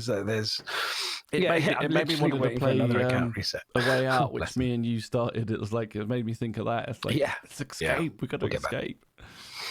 We'll finish that. That's what I was thinking as well. I think it could be amazing. Once we get our hands on it, we'll know more. But I'm all for. I 100% appreciate the game is buggy and stuff like that. And so yes, it will be shit if you get chucked into jail for buggy reasons. The same way as being punishment for long quantum jumps because the game crashes, or being given a crime stat because the game crashes. I get all that, and I'm 100% with you on that. I suppose I'm talking more the vision for it and the end game result of what we should be getting. It's gonna be interesting, and I imagine, I really hope CIG, please take note, don't put the prison times at a ludicrous time to start off with.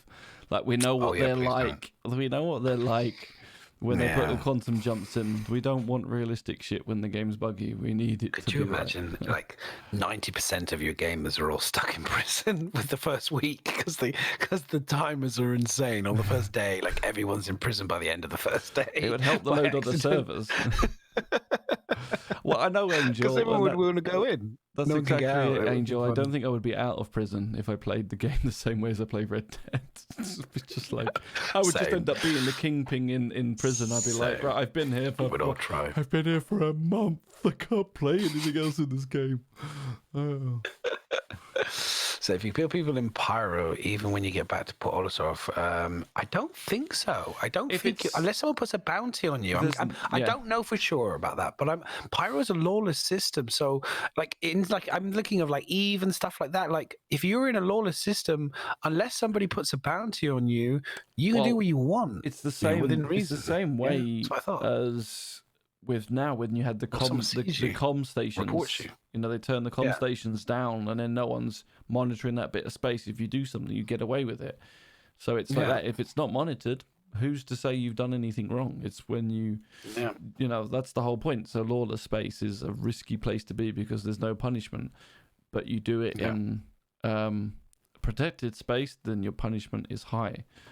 And this is one of the good things. Well, so the prison is very much needed in what I was saying about the takedown system in terms of like you being able to stab someone and kill them instantly. Because like if you made an alt account to just do that to someone, I suppose but your alt's going to be in prison, right? So your alt's not going to be able to come back out and do exactly the same thing again. You have to do the merit. So you're going to have to work that merit out. So that kind of stops that griefing a little bit. Now, it won't completely stop it, but it means that you either have to have tons of accounts or you've got to do the time every time, even if it is with a throwaway account. You can't just murder someone on a throwaway account. So it's going to be interesting. And it may well be a good fix for trolling.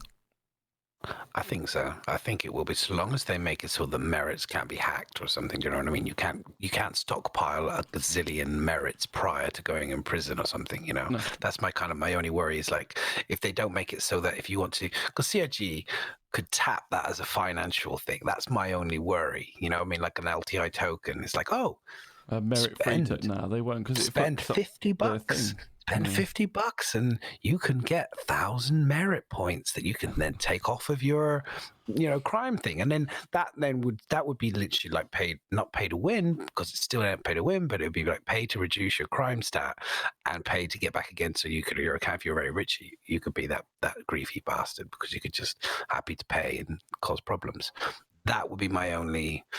It's a bit dirty if they did allow that. That's my only thing. That it could be an option for that type of thing in the game, and that would be shit if they did that. So don't do that, please, CRG. They won't, because it just undermines the whole system. Like selling money is not really undermining the system. Well, not really. It's just it's a money drain, isn't it? LTI. It's not. It's like I think everybody's so obsessed with it. Like I said, even now when I play Elder Scrolls Online and I do a raid, I come back, I've got to repair my armor. It's just like tax to doing it. It's just play tax to just take some of the money out of the economy. And the LTI is just, like I said, as soon as you change something on your ship, that LTI doesn't replace those things. So, you know. So that's with cash. Okay, so could they do it so you could buy merits with money, like bribery? So could you buy merits with in-game currency? Because if you think about it, that's another way you can buy it. So if you can buy merits with cash, you can buy cash. You can buy cash in-game with real money cash. You know what I mean? That's where like the thread is still there. Because if you can buy really pulling a very thin thread, because you would have to have the perfect scenario. You'd have to have someone willing to have a character in prison. That person in prison would have to have enough merits to then give you their merits, because you're going to be reset every time you go in as a new prisoner. You don't start at the top again. You don't have a bank of merits. That's what I'm just wondering about. No, you have a prison sentence. So every time you get arrested, it's a prison sentence, and that sentence is dependent on your crime. So then the trading of merit is when you're in there. So the only way to do it is to have someone with being paid somehow on another account to sit there and earn merits. Like that would have to be their gameplay. Earn merits in prison for them to dish it out. They would have to mine in game. They basically have to live in prison.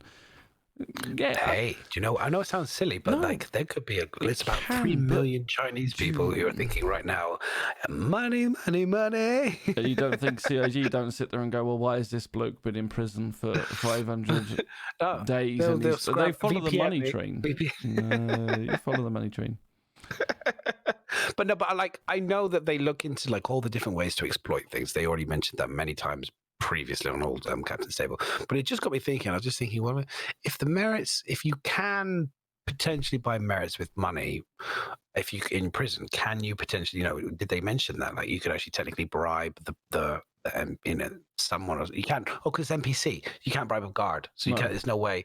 Then there's not going to be like some dodgy black market way of, Possibly doing anything. Is there like hacking, like buying hacking codes for the AI so you can get merits? That'd be interesting. But then anything you could do that requires you to use game currency, and because CIG allows you to buy game currency, will always enable the potential for somebody to buy the griefing that you were talking about potentially, maybe. But Unlikely, it's but make the it more harder, make it hoops harder. you do, the harder it is. Yes. The I less agree. chance, because it's not worth it. It's like you I said, agree. like I said before, people that think you're going to get rid of bots and money farmers, you're not, because there's always people that are going to be buying gold. There's always gold farmers. They won't be able to get rid of it. What they can do is reduce it the best they can. And this sort of system is, as far as I can tell, when I think about it in detail, is one of the best systems I've heard so far of stopping that. I mean, I could be wrong. There could be a loophole. But for now, on the original thing, I mean, Angel makes me laugh. He's like, I'm going to create 2 accounts, one permanently in prison and one arrested. Now, that's great. Good idea, mate. Except for when you play the one that's in prison to earn those merits, you're playing the in-game prison time. So why do that on an alt when you can just do it on the one that's been sent to prison? You're playing the prison time anyway. Unless you're going to play 2 games at once with one hand on one keyboard and one on another, you're literally playing the prison gameplay to earn those merits to let your alt go free. Think about it, sir. I've already clocked like that. They've already kind of figured out a pretty good way of making that awkward. Like for me, like I just want to know. I was thinking if the merit system can be bought in any way through game money in any way, there's a chain there back to them selling that money through their webpage. And that enables you to potentially, oh fuck it, I don't want to be in prison for, I've committed an insane crime and it's going to cost me $5 to get out of prison, 2-3 days earlier or whatever. I don't know, whatever it'll be.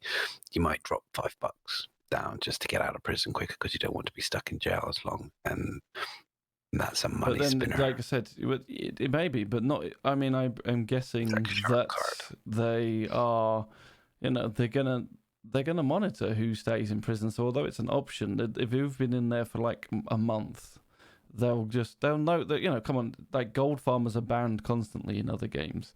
Like they do. It's not like devs don't look into this shit. They'll know if someone's gold farming, and they'll just all that money that they, like I said, it'll happen. I know. Sure.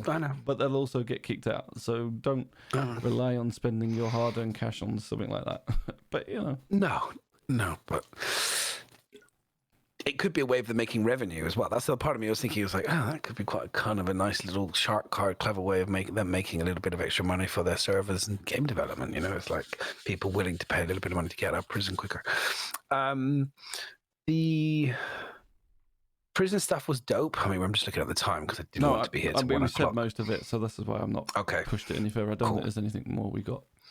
The armor stuff was very cool. They showed like the armor, and they showed the animation of the helmets, and they showed some of the designs and the way that they're building the armor and the layers and all that kind of stuff, into the backpacks and the inventory. I don't remember it all. I didn't make notes or anything. It'll be out on YouTube. You can watch it and enjoy it. Again, like I say, you guys really, if you didn't go, we will cover it more, but I'm not going to cover it now. And if I cover it now, I don't think I would. When the videos come out, that's the plan. We're going to go through them and cover them all. So So it was great. That's what I'm going to say. I'll just say it was really good. Enjoy it. The ships. And for you guys that were here and I didn't see it, when that was going on with the armor and stuff, Shane was there. I'll be interested to see if they keep the video in, because Shane was a trooper. He had anxiety, I think, and had an attack or something. He fainted, I think it was. He had been up all night or whatever, and he was, probably not expecting quite so many people. Bless him. And he pushed through, and he didn't appear to be anything wrong. And then I looked down on my phone to see that poor people were suffering watching just the Banu language on my phone, because I was watching Twitch a little bit, and then I looked up again, and the poor guy was being carried off stage because he'd fainted, but he did so well with all of that stuff, and that's the reality. Some of these guys, they're just not expected. They don't expect to do this type of stuff. They're just game developers, and he did such a great job. So just a little shout out to the guys at CIG and stuff. Massive appreciation for all the effort, and thank you for taking the time to talk to us, even if it's a scary shit like that. I mean, that is what some people forget. I mean, when this game has grown huge, right? When you first sign up to develop a game, you're there as a developer, right? You don't necessarily think, oh, we're going to become people are treating them like celebrities, and it's like not what you sign up for, and that's why some of them don't come on camera, because it's like, no, I just want to do my job. But it's it's like, oh, okay. Well, I wasn't expecting to have to sit in front of 500 people and talk about shit. Yeah, and talk about exactly. Well, that's the thing. It's like you in my job, I present in front of a certain number of people, and then if it's successful, you get I'll get more people, and the room expands. But I've never stood in front of that many people in my entire career, and I was expected to in my job and in my position that's what I'm going to do. These guys do not have that expectation, so they just present to a small group of dudes, probably, just in a room with with a can of Coke in their hand, just chatting away. So yeah, he did exceptionally well. I didn't think there was anything wrong. I thought he was fantastic. And then obviously, I think underneath the surface, he was like a duck on water. He looked fine, but underneath he was going like this. But it's a really good show. We'll look forward to watching it on YouTube. Well worth it. I'm just going to tell you, it was really, really good. And the other one you guys didn't get to see. I didn't watch the brand new one because the language thing. I don't know if you did, Miz. No. That wasn't something that interested me. The ship stuff. So the new ships. So again, we may as well talk about it. So the Kraken privateer was shown. That was a what the fuck moment, I have to be honest. I'm not going to lie. That was like, literally felt like someone around the table had gone, we need to create a capital ship because we kind of we haven't released the Kraken and we haven't released the Corsair. I know, here's an idea. We'll do we'll shit on all the BMM owners and release a privateer. Well, I haven't released it, but version. Well, we'll yeah, I don't know. I don't know about that one. The whole room kind of just went quiet. I was like, what? I mean, obviously, I can see the reason to have one, and to have different manufacturers have very similar trades, but it was just, I think it was more just the time it was announced and when it was just out of the blue, like, oh, look what we've come up with, and it's like,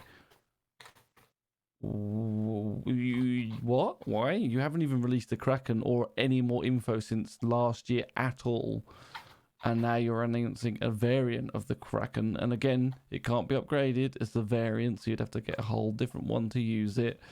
And it was just like, I think it was a very much a what the fuck moment. And obviously when people saw it and then started hearing a bit, it's like, oh yeah, that sounds cool, but what? So yeah. I mean, if it comes out before the Banner Merchant, man, then people are not going to be happy. But, I mean, we'll go into more detail, like I said, when we get the videos for it. But actually, some of the stuff for the bazaar and the shops inside it sounded really cool. And I love the idea. Yeah. And I love the idea of the secret one where it was like out. Yeah. It was locked, so you couldn't. They had no legal reason to be able to scan it and look into it. Yeah. Sounded amazing. Yeah, we did. I was sat with Asnog throughout the whole kind of ship section, and we did. I mean, we were both initially. It was like, what the fuck, and then they did talk into it, and we were kind of like, oh, I can see that's kind of cool. But then it was like, we got rest stops, and then we were like, okay, but then is this whole kind of like toing and froing between, is this cool, is this bad? It's like, does this make sense? And then we were feeling like, we were like, oh, the BMM, it's like, it feels like it kind of robbed the BMM a little bit of its moment, it's like, that's what the BMM was about, being a shop and having that. And then it's like, oh, and now there's a bigger one, and if you spend more money, you can get a variant of it, and you can have even more shops. And it was like, it was that kind of, but then it was like, but it is kind of cool, it was like the idea of having the ships and stuff seems kind of like, and having your org run it, potentially, and if it could be like your own personal, it's like having a movable station effectively. If you can have, shops, and we're like, well, do you have to restock it yourself, or is it? But then they were like, oh, it's NPCs. He explained it all and, and like I said, we'll go into it more because I think it is a really interesting to talk about. But like you said, it was just the impact. It was like, wow, like this is information that Banner Merchantmans would want to have heard. It's like yeah. So it was kind of cool. It was like, okay. And then they carried on, and then they said, obviously, at the end, then they presented. I think it was the mole. Was it the mole before? This is the bit. I thought they went to Q&A, so I was like, "All right, this is over. It's just a couple of questions, and something was on the main stage, so I left." But apparently, after that, they presented a medium mining ship, which is the mole, which I do actually. A 3-seater miner, and I don't know if you got. I don't think I actually have a picture of it, but oh, you have. Awesome. So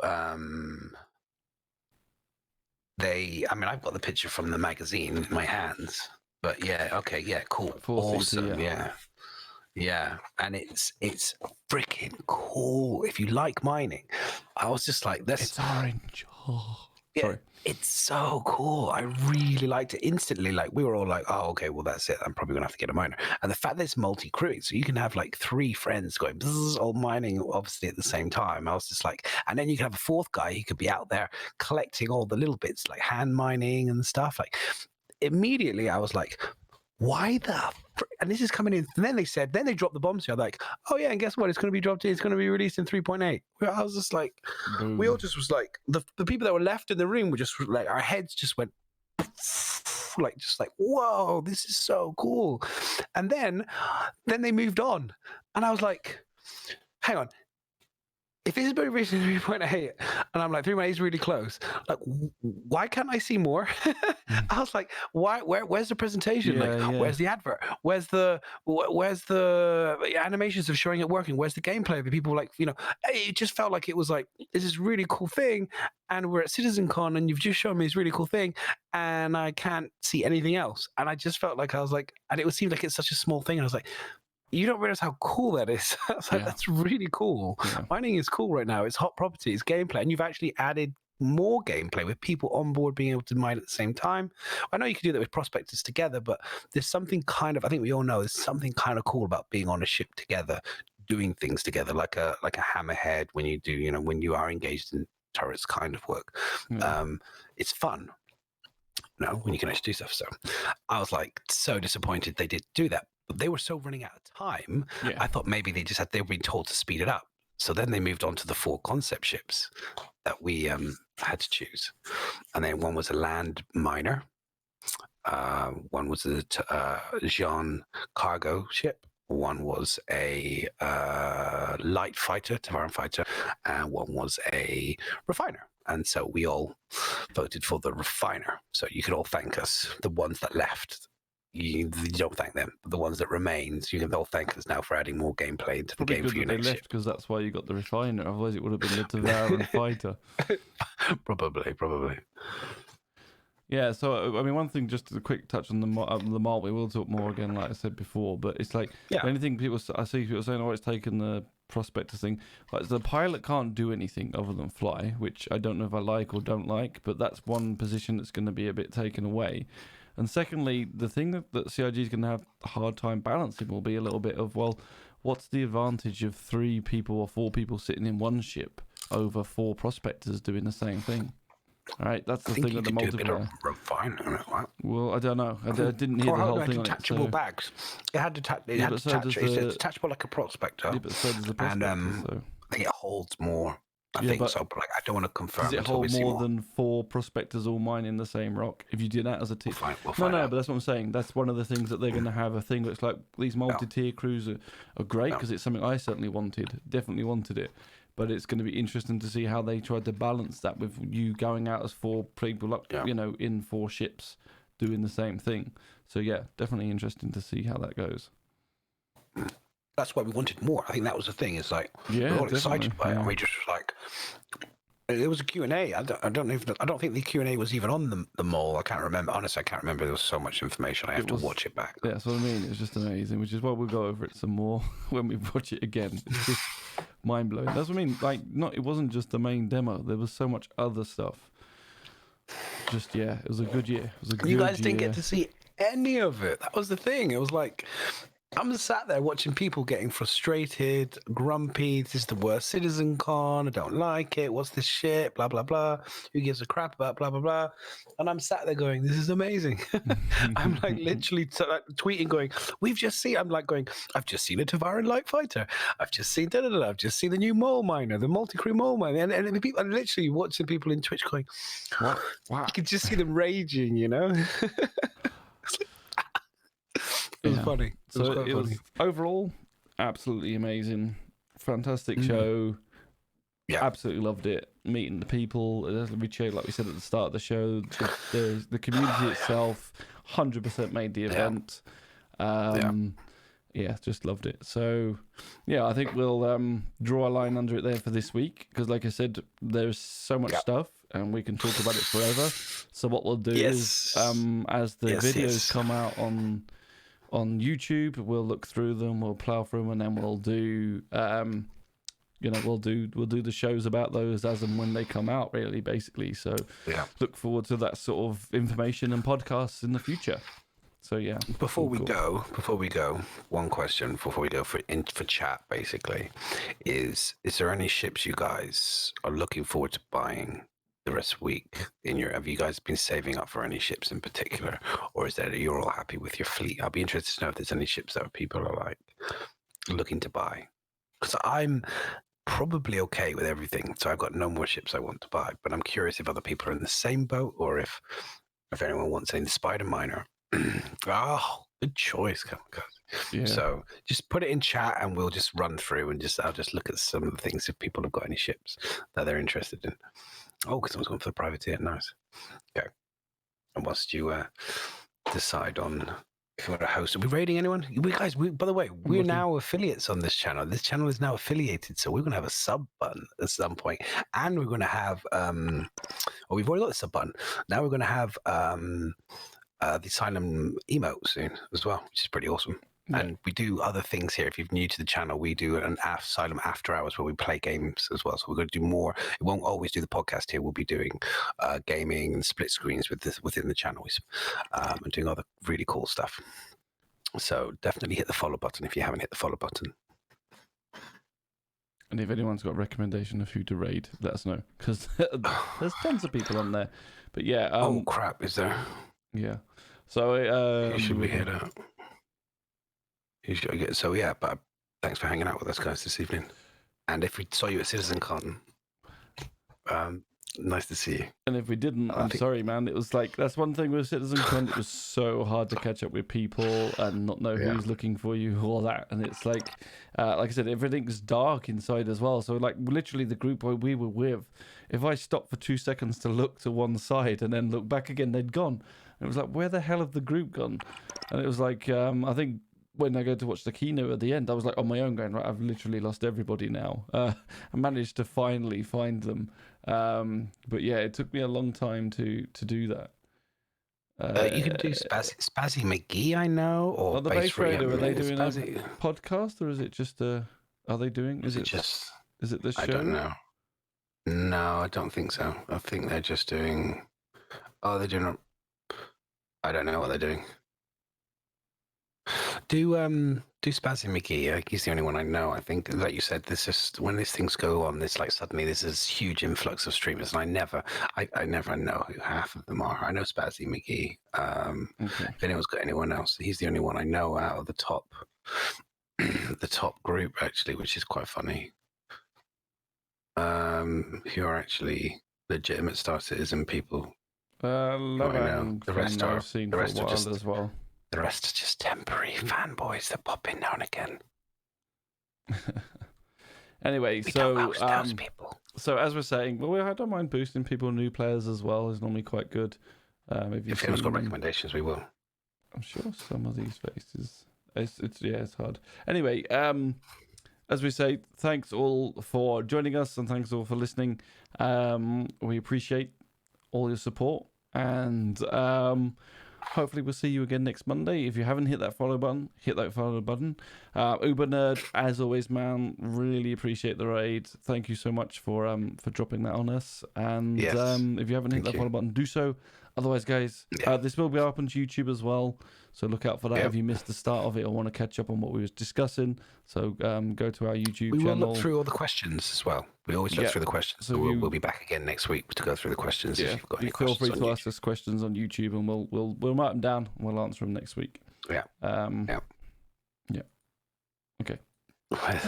Where's all not so much today. No, sort this. That'll be next week. There was a bit at the beginning. You didn't probably catch it all. Too happy. Yeah. Okay, guys. Take care. Good night and goodbye.